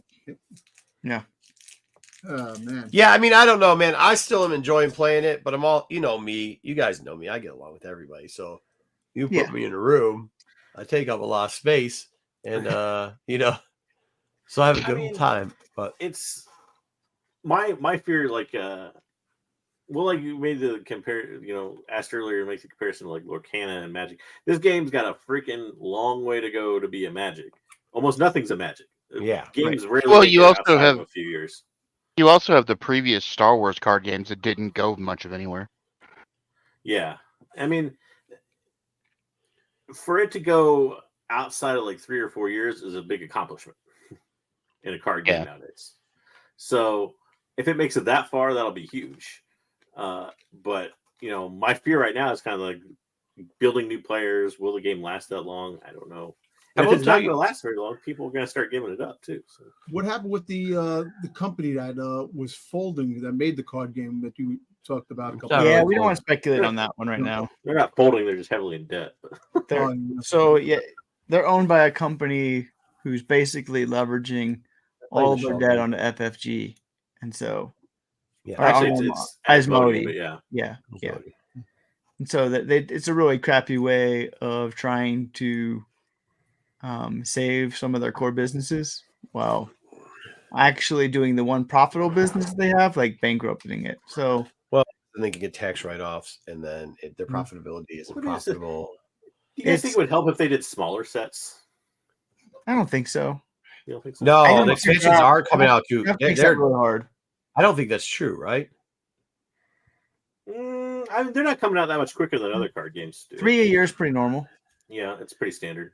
I think And the biggest Go problem ahead. is the size of them may be a little bit big as far as like 265 cards, yeah. every set 265 is a lot. Yeah, it'll be interesting to see how they figure that They out. do. They have something like that. They have called hyperspaces, and like, what's the thing after hyperspace? You mean like the foils? Yeah, foil hyperspaces. Yeah. Mhm. Anyway. All So right. they have- I didn't think we were gonna make it 2.5 hours. Somehow we did. we did. All right, cool. Dom, is there anything you'd like to add about Star Wars this week? No, I I finally got a chance to watch Tales of the Empire, What'd you think? and I finally got to watch it. I didn't get a chance. I haven't Yeah, watched it. yeah. What'd you think about it? I thought it was pretty good. I enjoyed it. It wasn't as good as Tales of the Jedi. I can tell you that. I actually enjoyed Tales of the Jedi much more for some reason. You know, That's a take. you know, the Thrawn part with the whole the TIE fighter thing that they made Morgan Ellsworth the creator. They changed that whole thing. Yeah. You know, It's actually more taking credit for the planet's engineers or whatever. But yeah. Yeah. you know, that was good. I just didn't like the part that Vader had really didn't say anything. He sat down in the chair. You know, I want more of a Vader. I want to see a Tales with just Vader. You might. Yeah. There was some kind of there was some things that hey, look, she came back, and now of course we know who they're talking about to go see. It could be friggin' Ventress. That's what I I said. don't know why everybody assumes that. I don't know. Nobody, most people don't say that. Most people think it's Ahsoka. It's not Ahsoka. But it's not Ahsoka. It's got to be No. Ventress. She's We only and Don are on the same page for once. Exactly. You know what? If it is Ahsoka, Both then watch Screen Crush, huh? All right, let's wrap this thing up. Let's go home. All right. We'll see you later. And thank you, everybody, for hanging out. Thank you for everything. Hopefully, if you did come over from the thing, we'll get access back to it next week. So no playing cards on Monday. Hopefully, we'll have it back up by next week, Monday. All right. Yep. Thank you. And